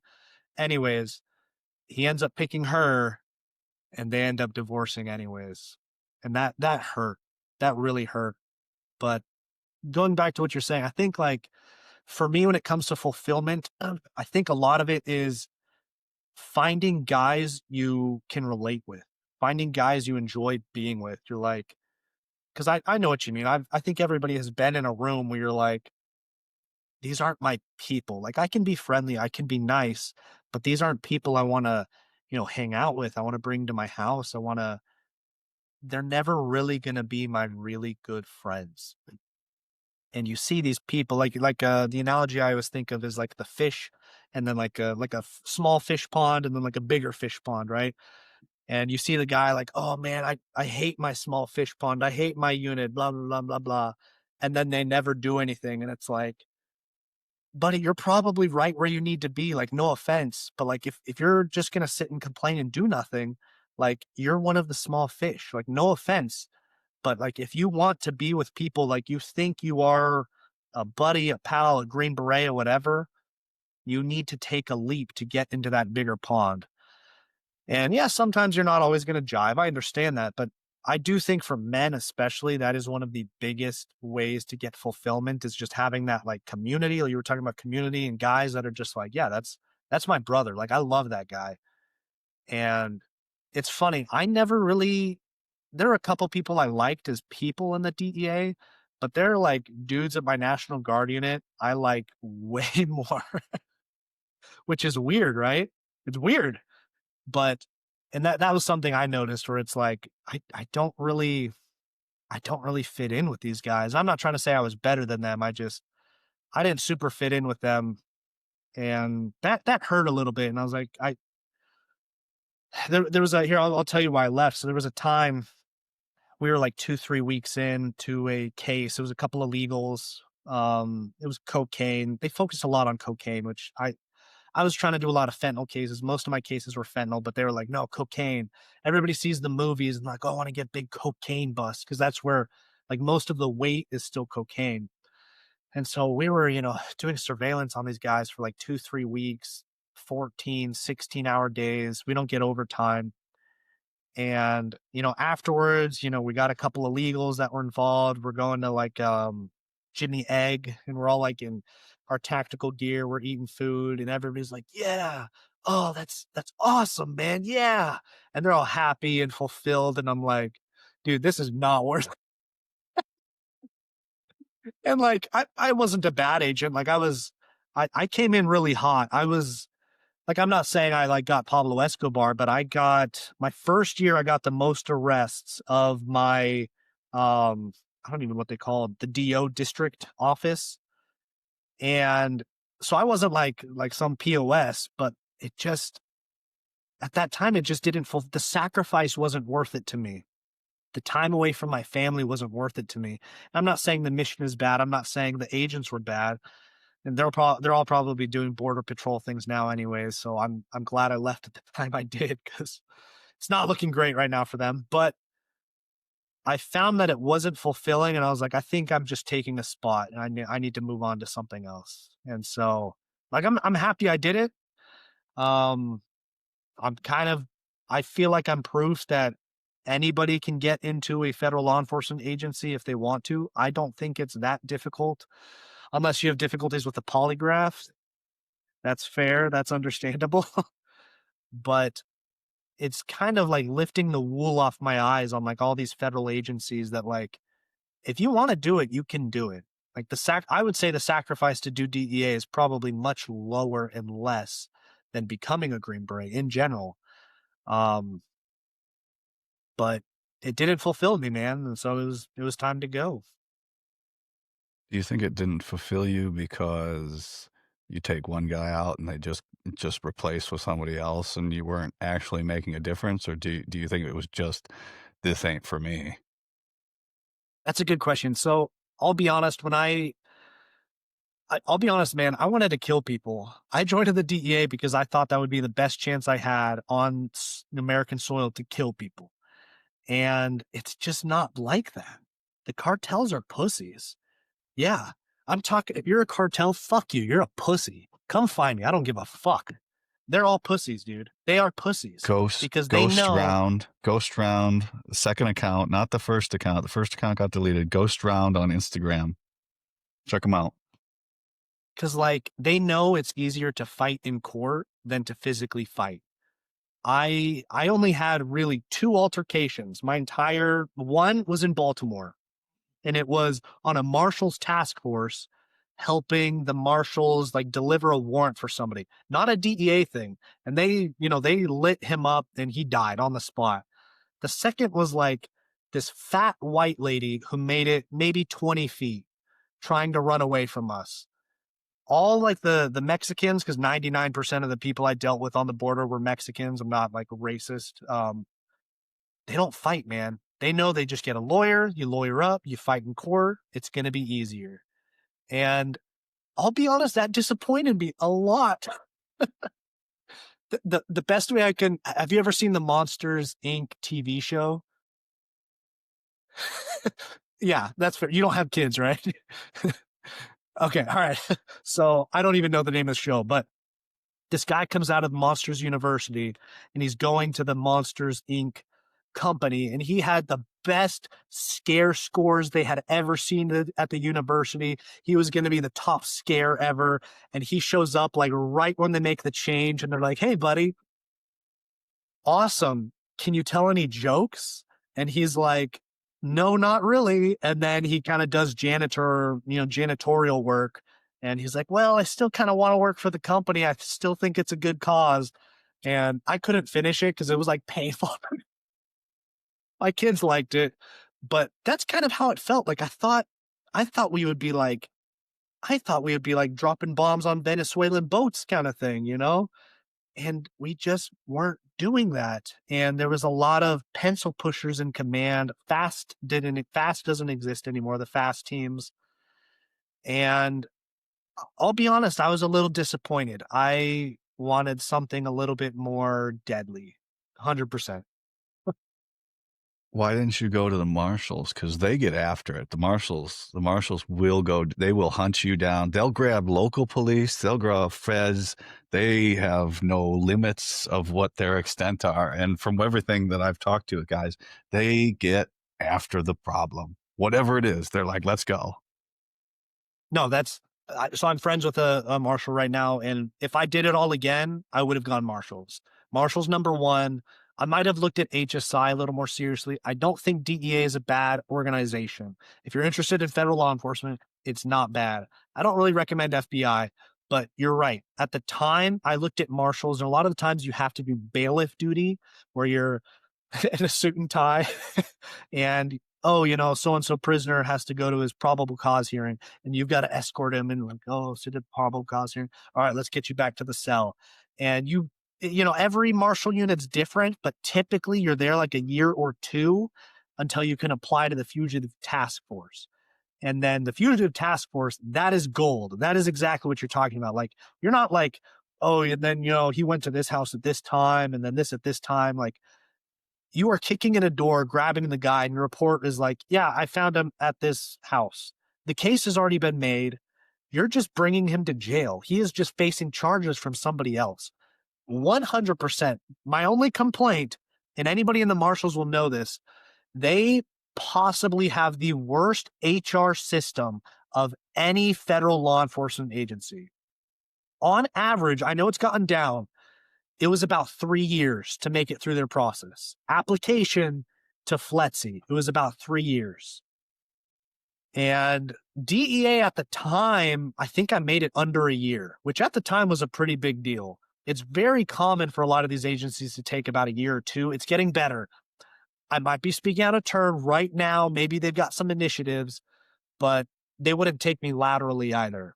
So if I did want to go now to the marshals, I'd have to probably go back down to a GS9 and I would have to go through FLETC, through their version of FLETC.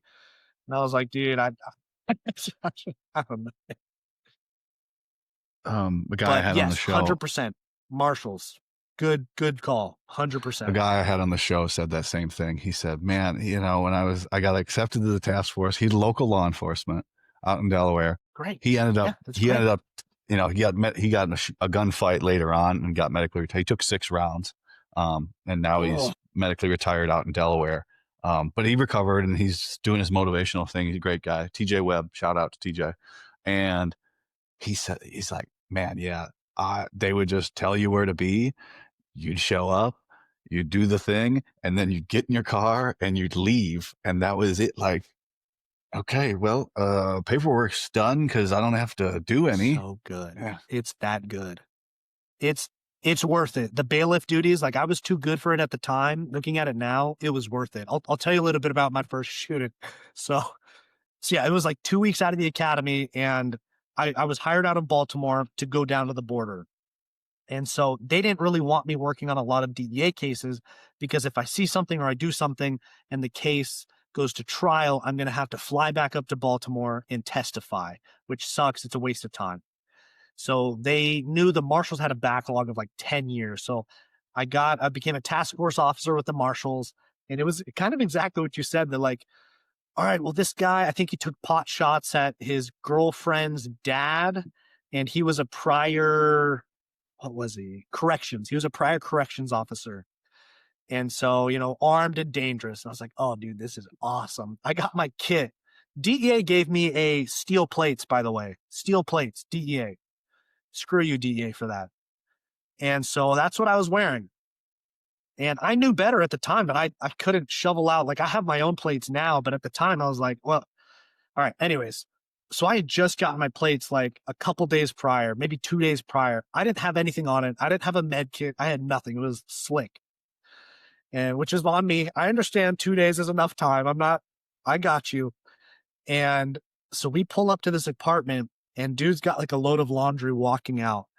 And, I hop out of the car and I'm looking around because there's a lot of off like regular cops and a lot of them are overweight.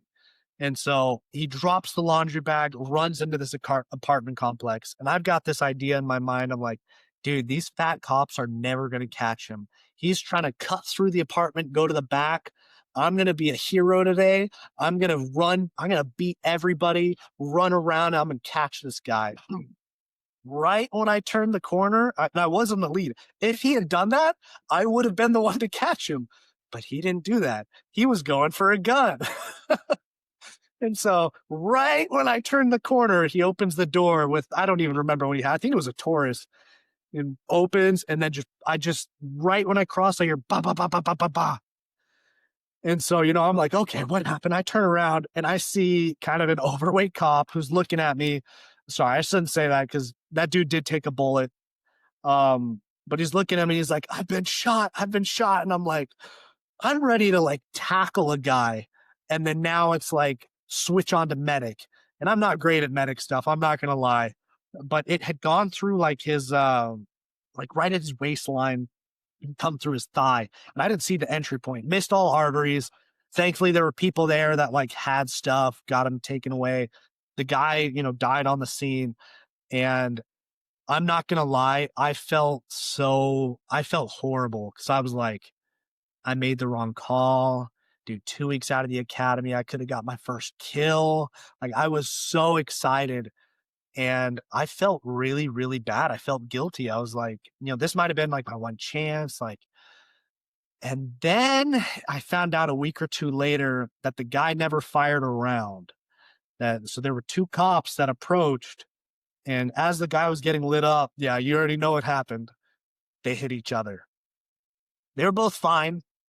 But if I wouldn't have done that, one of those cops probably would have hit me.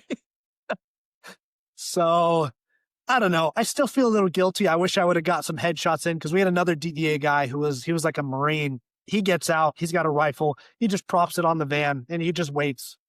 And he had like 6 shots to the face. Like, so like, yeah, I'm a little jealous still, but like I feel I feel better. It's like you never know how those things would have gone. Getting shot 2 weeks on the job would have sucked pretty. That was all the marshals. That was the marshals lead. That was not DEA. Marshals get it. Yeah. Yeah, they get after it. Do you think your it sounds like from listening, you wanted to be running and gunning like your whole career. And do you think, how do I word that? How do I word that? It's like, because you said, I thought about selection and I've you were at 19th group in sport and you got to go to Ranger school and kind of, I don't know. Do you feel like you were edging, and then now when you got the chance, you're like, I'm gonna do the cool guy stuff. They let the leash go, and I'm gonna get to do the cool guy stuff. Because some of the things you're saying probably sound insane to other people, and to me, it just sounds like normal military. Like, yeah, that's just a normal conversation to me. Would sound insane to other people, and I'm like, yeah, it just sounds like you wanted to. The way your career went kept you kind of away from the action, and now it's time I want to get into the action. I think, yeah. So when I joined, I think looking back on everything now, I probably wish I would have done like an 18 X-ray contract. But when I joined, I was still going to college and I wanted to get my degree, and I did get my degree. And I don't really regret that. But I don't think I had enough self confidence at the time to do something like that. It took me time to develop that where I'm like, my PT was always good, but I'd look around and I'd be like, oh, like, I can do airborne. And then I did mountain warfare. I was like, oh, I can ruck, I can do this. And everybody's signing up for ranger school. And I did ranger school. And don't get me wrong, ranger school is the hardest physical thing I've ever done in my life, but I did it and others did it. And it took me time 100% to build that self confidence. I don't like if you would have asked me when I joined, like, oh, you want to be a Green Beret? I would have laughed because I was like, me? No way, like totally nerdy, like, oh, no way. Um, and I don't really, I think the thing that built the self confidence was just time. And unfortunately, a lot of it was comparison, like looking at peers, looking at other people who'd gone to schools and just kind of having that perspective that other people have done this hard thing and you can do it too. Like you can do hard things. And nothing you are going to do is something that somebody else hasn't done, especially in the military. Thousands of Green Berets, thousands of Rangers, thousands of whatever. Somebody has done this and you can do it too. And that stuff like that helped. But yeah, honestly, I just did not have the self confidence in myself in the beginning. Even after my first deployment, they were like, hey, you should come over to 19th. And I was like, it's like, I don't know. 19th, that's like, I don't know if I can do that. And he's like, no, dude, it's like support. It's super chill. And I was like, yeah, I knew nothing. I was coming from the conventional side. And even at that time, like 6, 7 years into my career after going to Iraq, I was still like, well, I don't know. That's like a big deal.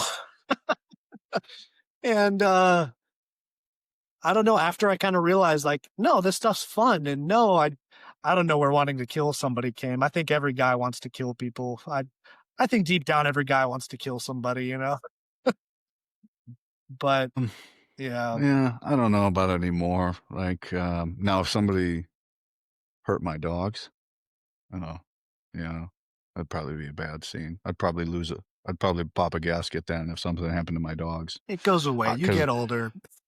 I, I like my dogs more than like. There's 8 billion people on the planet. It's almost all of them are my dogs than everybody else. But yeah, I I don't think people understand, and I don't either. I never shot or killed anybody.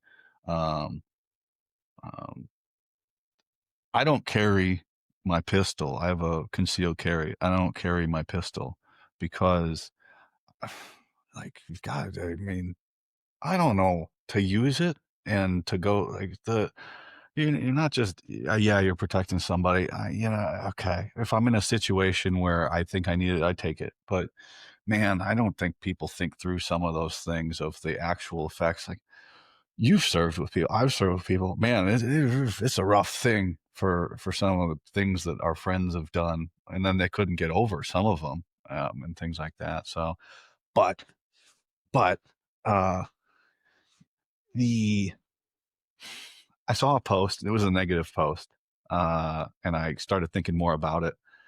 And the person in question was in special operations, and then they were being referenced as a sociopath. And I went, I mean, to get to that level, you kind of have to develop sociopathic tendencies to not only do I not care about my family or my friends or my personal life, I don't care about myself or others at all either. And I think there's some of that in there too, is once you start letting to gain this success, it just doesn't go away. Uh, it's going to be a part of it because you've learned how to turn off your emotions for the sake of completing this mission or going on this tasking or saying, oh, I'm not going to worry about this portion of my life or as I said earlier, swipe it all away. Like, oh, clean slate, it doesn't exist anymore. It's gone.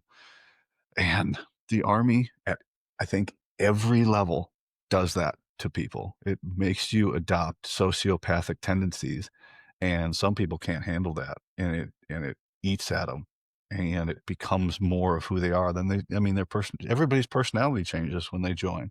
Either they're, Yeah. you know, it can be pride, but man, the Army doesn't care about you, and people think it does, Yeah. and then they're very let Yeah. down when they find out it doesn't. So, yeah, yeah, every boy wants to get into the fight, and some girls want to get in the Yeah. fight too. That's fine too. There's Yeah. always this.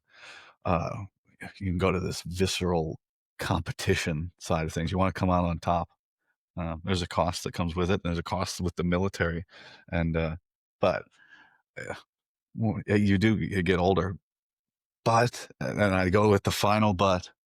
God, it's good to have that ability, and then if it comes up to go, okay, it's time to switch over into serious. Like it's better to have those skills and not need them than to need them and not have them, or at least get into the mindset of when shit's all fucked up. Now we need to be serious. Okay, I need to get down to business. So there's goods and bads with everything, and unfortunately, we gain perspective way too late in our careers.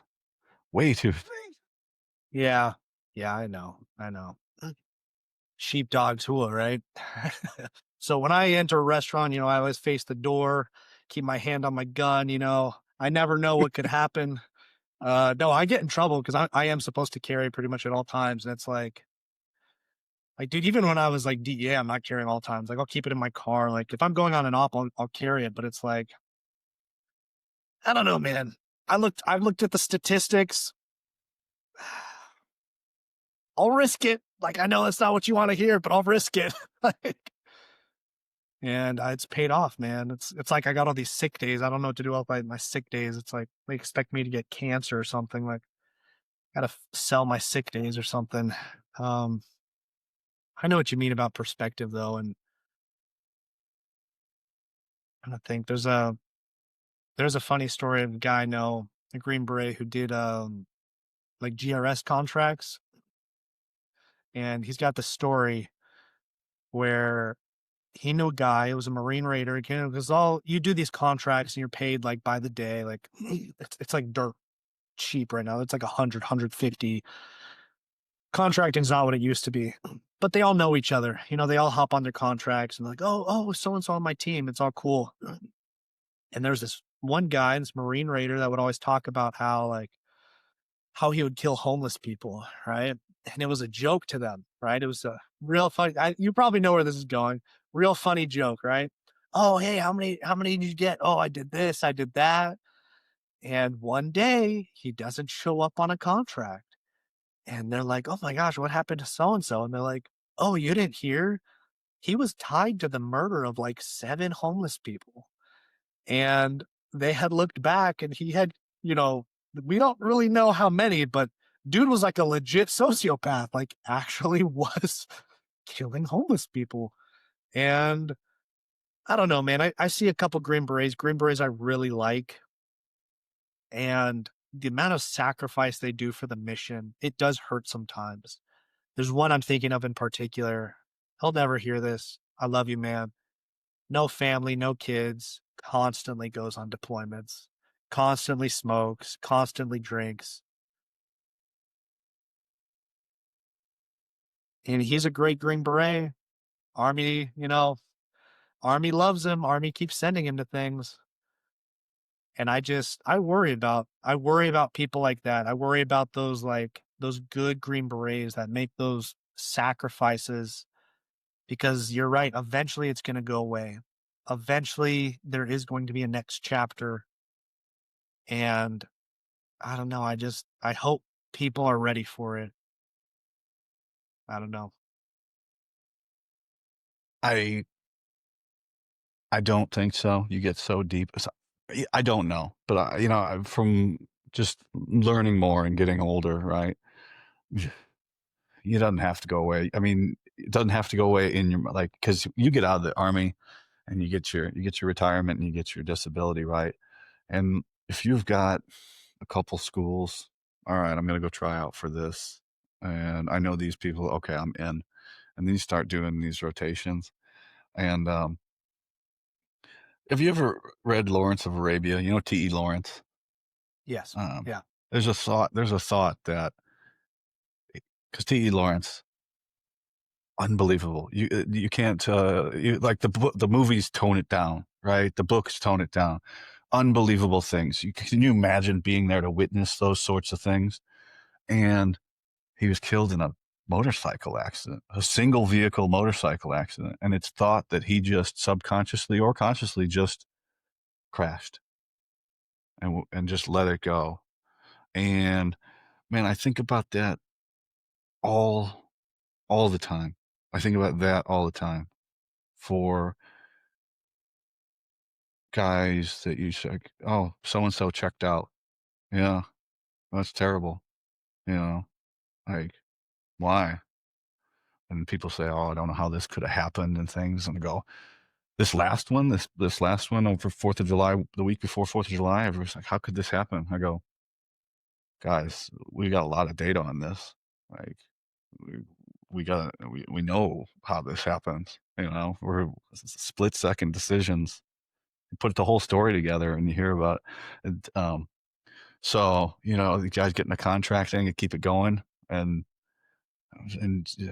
God, I'm sure some just go, I ain't going back to real life, and then a mistake happens, and then that's it. They go out on their terms, and they didn't have to check out and disappointed. They died how they were living. I think about things like that, and all the man. There's so many things. It's a very rewarding life, but then it becomes your only thing. Like somebody I interviewed me the other day, and they're like, "It seems to be a big part of your personality." It's like, "You're goddamn right it is."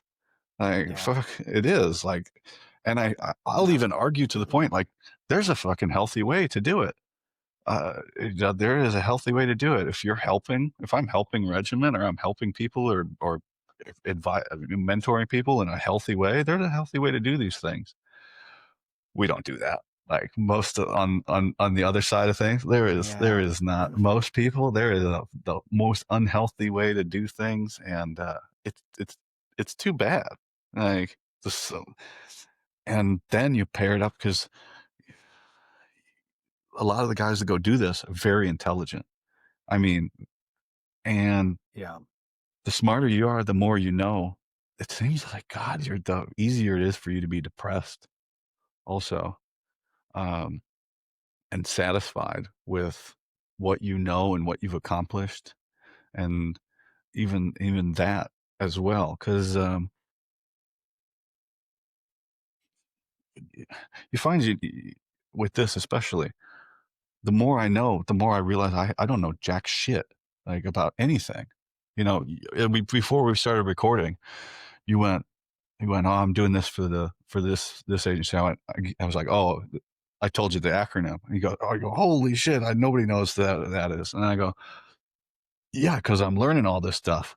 I don't know what the fuck that agent does. You know, I'm just learning little bits and shit here, and I got little Yeah. pieces of the pie here, and I'm finding out that there's all these curtains and stuff, and I don't know anything."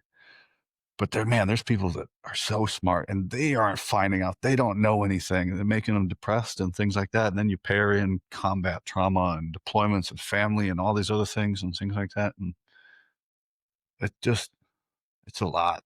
It's a lot. And then we get to this, right? Okay. What am I doing? What am I doing to help? What can I do? Because you can't help almost anybody. You can't tell Yeah. people what to do, and you can't um, and they won't listen to you and they don't read, right? People don't read signs and they rarely listen to you, but they maybe they'll watch what you do. So the only thing you can do in all of this is work on yourself.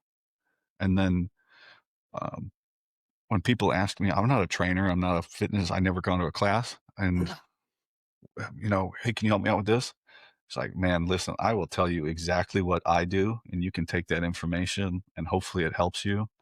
I recommend a coach, somebody that's a Yeah. professional, because I'm getting to the point where I need a coach. And if I need a coach, that means everybody doesn't know what they're doing to a certain extent because, man, I've gotten pretty far on limited knowledge and things like that. We're getting a little off here, but I guess the, the underlying thing is, man, how as I said earlier, the length of time it's taken to get to this, I'd be done with the military, right? To get to this Yeah. perspective, and then we go how you said earlier with you feel bad for these guys that get there and they don't like what they're seeing. Well, you're 35, I'm 38, right? It took 20 years of basically your adult life, right, to get this perspective. And right as Yeah. you get shit figured out, you get out the door. You got most all of this library of knowledge leaves the military and goes off and does something else. And like right as you're figuring shit out, you leave. And that's depressing in itself too. And you Yeah. go off and do these other things. Isn't don't you think about that? That's crazy. You're coming to the end of your career. And I'm just now thinking, man, I could do that job really well now. Like, but it's over. All that's over. Isn't that Yeah. crazy to sit and think about that? Like the best you can do it is when you have the most knowledge and it's already over. My last deployment was probably one of the worst ones. It was the first time I had I always felt like I was young. Oh, you're pretty young to do this. You're pretty young. And then eventually you're just not young anymore. And I'll admit that transition has been difficult for me. But my last deployment was the first time I had a soldier under me that was born after 9/11, and that was hard. I'm not gonna lie. That was like a like turning 40 type of moment for me. And on top of that, that was I deployed as an E7, and that was probably the last time that I'm going to do the job because now it's just going to be staff, leadership, management. And so it's bittersweet in a lot of ways, but because I do feel like I do feel like I performed like okay at my various ranks. I obviously wish I would have done better. I wish I would have done things differently with everything that I know. But it's painful, man. 100%. It is painful to give all of that up and just kind of give up the job and like, oh well, now I help people, and so I try my best to distill all the knowledge that I have and constantly train and pass it on as well as I can to the next generation and hope that it's good enough and hope they have careers they can look back on fondly. And that is kind of where I'm at now, and it is fulfilling in a lot of ways. And I don't know, we'll see. We're not getting a lot of deployments nowadays. Well, I feel confident that the Department of War will figure things out. Um, Oh, I wanna put in my bio now, like, I am officially sponsored by the Department of Defense. I think I can say that now without getting in trouble. I think I'm good.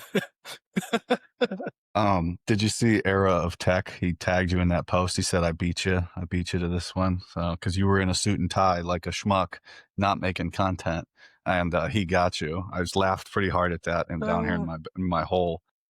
I But love that guy. Love him. he seems like a goof. He seems like a goof. What was I going to say there? So, Department we of sat and War. talked for two. No, we sat Okay, and talked for yeah. 2 hours, right? And Okay, okay. we've kind of gone back and forth and experiences and things like that. And now we get to like, you have actual institutional knowledge to offer soldiers. How do you? Because there's routes you can take on social media, right, to offer leadership or counseling or all this other stuff. But man, the shiny easiest piece is this cynical, deprecating humor that we all go with because, and you say like,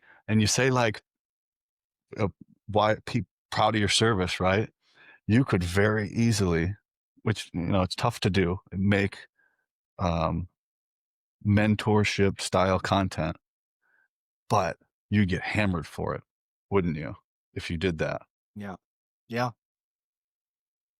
And No, but you're right. Like, if you poke fun and you shit on the community, man, you get the likes and everybody goes, "Oh yeah, that's how it was there." Not helpful at all to anybody. You're just reliving bad experiences and things like that. So, and we go back to the beginning, why aren't people proud of it? Because that's not what it's like this system that is negative, and all of the stuff that we feed into it is negative, and it's so difficult to be positive because one, the algorithm doesn't want to push it. So you're yeah. like, well, Yeah, I see no. this stuff getting pushed, so you get pushed into that and the things like that. I think there's a mix of it that you got to get into, and if putting out at some to be like, man, I've got this. I still got more to give. I have more to give, and that's why I'm so happy and so careful with what I say about things in the positive. Like, man, I have an opportunity to help regiment in a positive way because when I left, I don't think I left Special Forces any better than when I got there. Like I didn't have a, I did, I supported teams. That's good, right? But I didn't get to do the job. I didn't get to do the thing. But now I can have a positive, and you're still in uniform, and you can do that. So I just think it's interesting. I'm not shitting on you or anything. I just think it's interesting that we go that way because it's it's unfortunate, and but I think people want to be more positive. It's it's so difficult to do because we're so negative biased towards on everything, on everything. No, you're not wrong. I've tried like more positive posts here or there, and you're right. They don't do well. And like I'm not a perfect person, and I don't claim to be somebody that like, oh, I want to be like him. I don't that's not I like to make people laugh. And sometimes that is inappropriate. And I recognize that. Um but there are a couple people that I have. If you've ever, one I'm thinking of, this is a positive light. I'm going to drop his name. Servant of Leaders. Have you seen that guy? He's an officer. I've heard he's very nice. Like his content, from what I've seen, is probably military wise. It's probably some of the best out there when it comes to positivity. I think he does a really, really good job. And you're right. Sometimes I do like I am a negative person. I am a cynical person, and I think cynicism sometimes is funny. But you're right. If I do wish, like, and I keep telling myself, like, I will keep trying to, oh, let me do more positive posts. Let me be nicer and stop, calling things out. And some of that's just the aggression in me that I need to kind of ignore. But you're right. You are right. I do think we probably need to, and it's ironic coming from me who is very negative as a person, but we probably do need to be more positive online. I like Platoon Daddy's got a nice I like his account sometimes because it's just like, hey, send me the pictures of goofy things you soldiers are doing. And that's all it is, just like a bunch of goofy pictures of soldiers having fun. And I do like that kind of stuff. I like Kearns. You know, he's people are turning on him a little bit, but I do like him. I like his motivation. Um, you're not wrong, man. You're not wrong. Like, because it's like, oh, you know, why did that person commit suicide? It's like, well, like even if you think it was justified to say things about them online, like that, it is still negatively impacting them. And you're right. You're 100% right, man. I'm not I'm not calling you out. There's a place for all of it, and it all fits in together, and but, um, the only thing I wrote down for you for notes was cynical. But okay. So I looked at the whole side of it. Okay, why have Ghost Round on? One, I wanted to talk. I wanted to see who he was, and I was like, there's more to the person that people are seeing on here too. Because I saw your 19th group, not specifically. Well, the unit you're in is special operations, so that qualifies as well. And then you're a federal agent, so that qualifies for me as well. I hold all 27 seats on the selection board for lesser known operators, and so it's a very streamlined selection process. Somebody said, "Oh, this person's not an operator," and I went, "Start your own show." Has that actually happened? People have called out your guests? Yeah, somebody said not an operator, and I went, Green Berets aren't Oh, operators. On one of them, I went, Green Berets aren't operators as well. It's like there's only two jobs that are operators, and none of those people are coming on my show. So shut the fuck up, you know. Um, because they don't want to get PNG'd because they're signing some paperwork, yeah, and that's sure. completely understandable. Like, I just, and if I do get a chance to talk to them, I don't want to talk about that stuff anyway. Like, we talk about other stuff because people aren't going to understand, and it's nobody's business as well. But I wanted to have you on because I found your content interesting, and I thought you would be interesting as well, and you are because um, there's a lot of shit going on. The DEA. Oh, there's one from the beginning that I wanted to Yeah, to touch back on. Everybody's tuned out yeah. by What this you got? point, but you said the surveillance.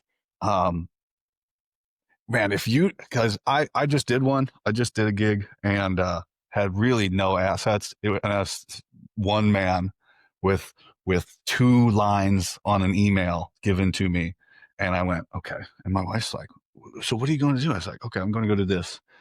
She's like, "They're going to pay you to go do that?" I was like, "What do you have to give them?" And I was like, "Oof, I'm just going to do my best. I'm going to Green Beret the shit out of this." And man, and she called me and was like, "What are you doing?" I'm like, "Well, I've been sitting here for like 7 hours trying to You get it. trying to figure. Yeah. I'm It's I'm going to go horrible. get a burger and I'm going to come back. And because I didn't have anything, I had to find the person. And so I'm just sitting in one Yeah. spot staring, and I go, okay, well, and 3 days later, finally, I got the person. She's like, "What do you do?" So they're just paying you that much money to sit? Like, the fuck? Yes, they are. Like, that is a win. 3 days to find somebody. That is an absolute win with no support. No kidding. Oh, yeah. That's insane.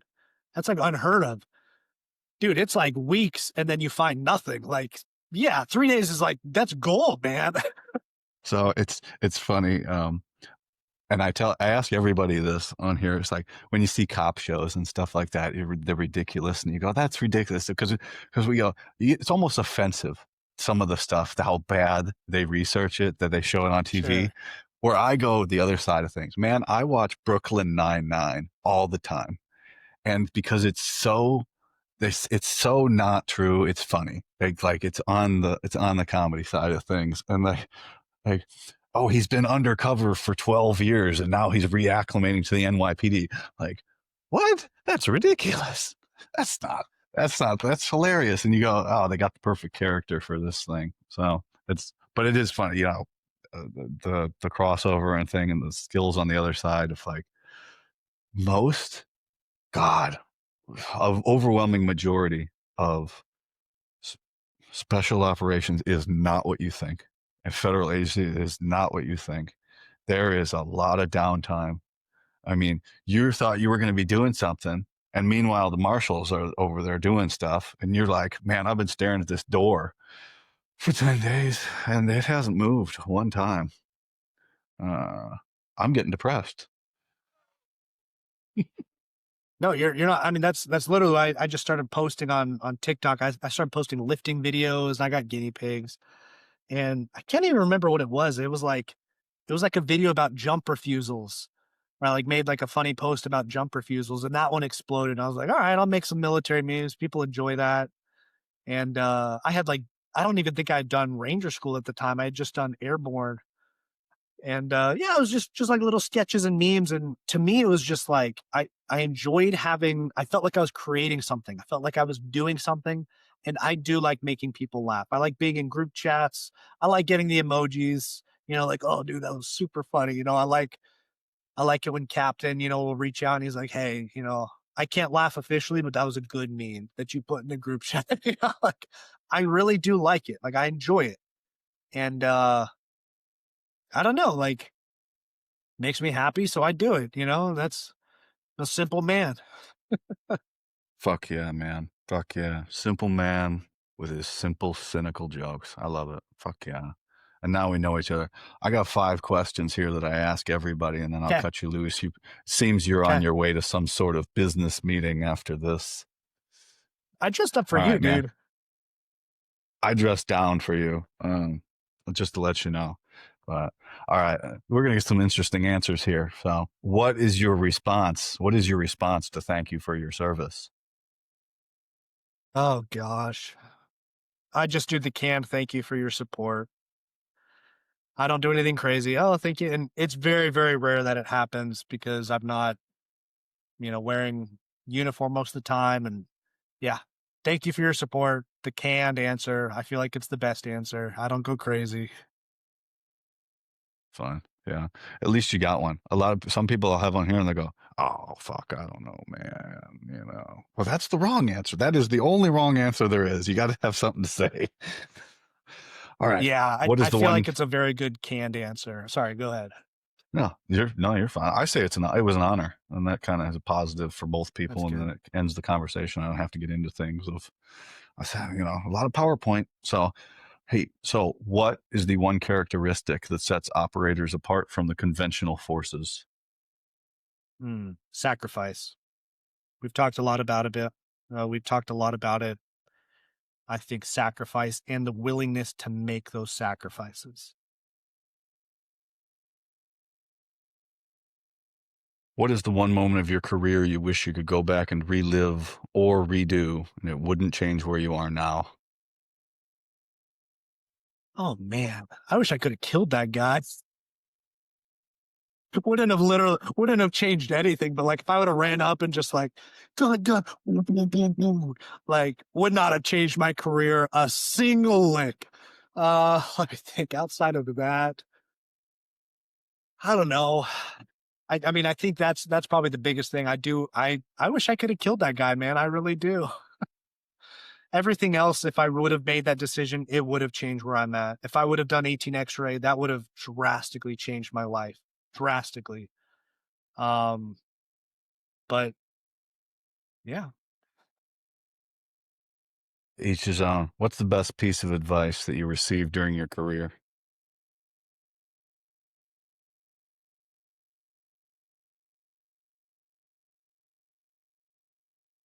Nobody cares about your career but you.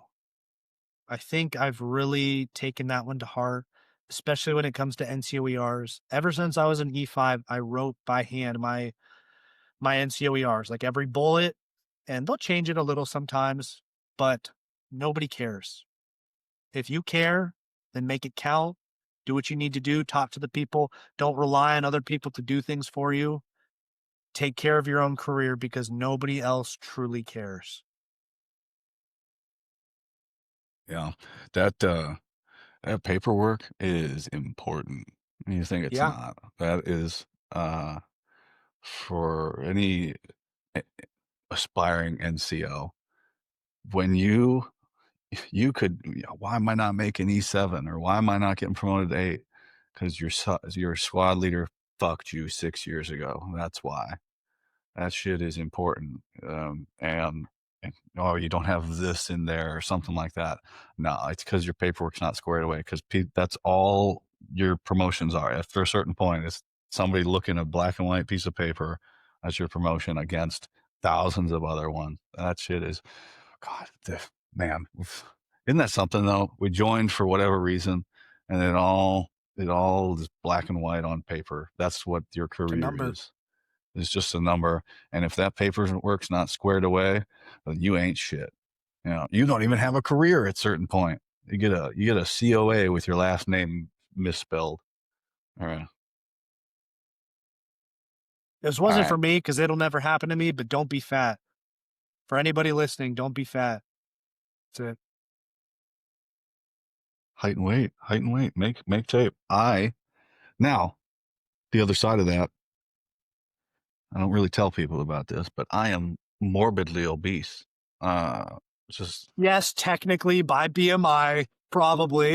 if we get the chart out, I am 70 pounds overweight, and it it's a burden I have to bear. But yeah, man, that always would get me. Is oh, we have to tape you. I go, are you kidding me? Yeah, that and soldiers getting Well, kicked out for bath salts all always blew me away. well, there was a time where we had the exception, the 540 exception. If you score so well, you don't have to get taped. But they took away the ball throw, so now it's out of 500, and they haven't continued that exception and done the math. So right now, by the regs, everybody's getting taped. So it's unfortunate. Yeah, well, the Army will figure it out after they change the PT test again. But last one, man. What were you afraid of then, and what are you afraid of now?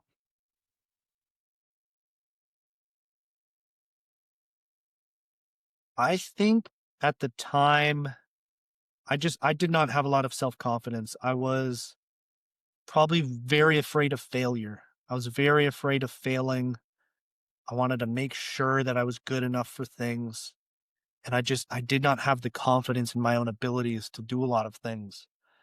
Nowadays, it's mostly I fear I don't do enough for my kids and my family.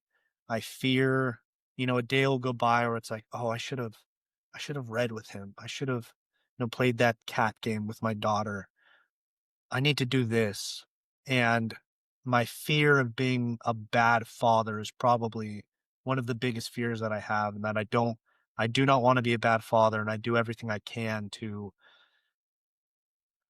just get rid of that parent's guilt and try to take care of them as best I can and try to balance it all out. But that one weighs on me much more heavily nowadays. Um, yeah, just being a good dad. Well, that's best way to get around is at least be aware of it, and then you can at least you know it's there and you can work on it. Fuck, man.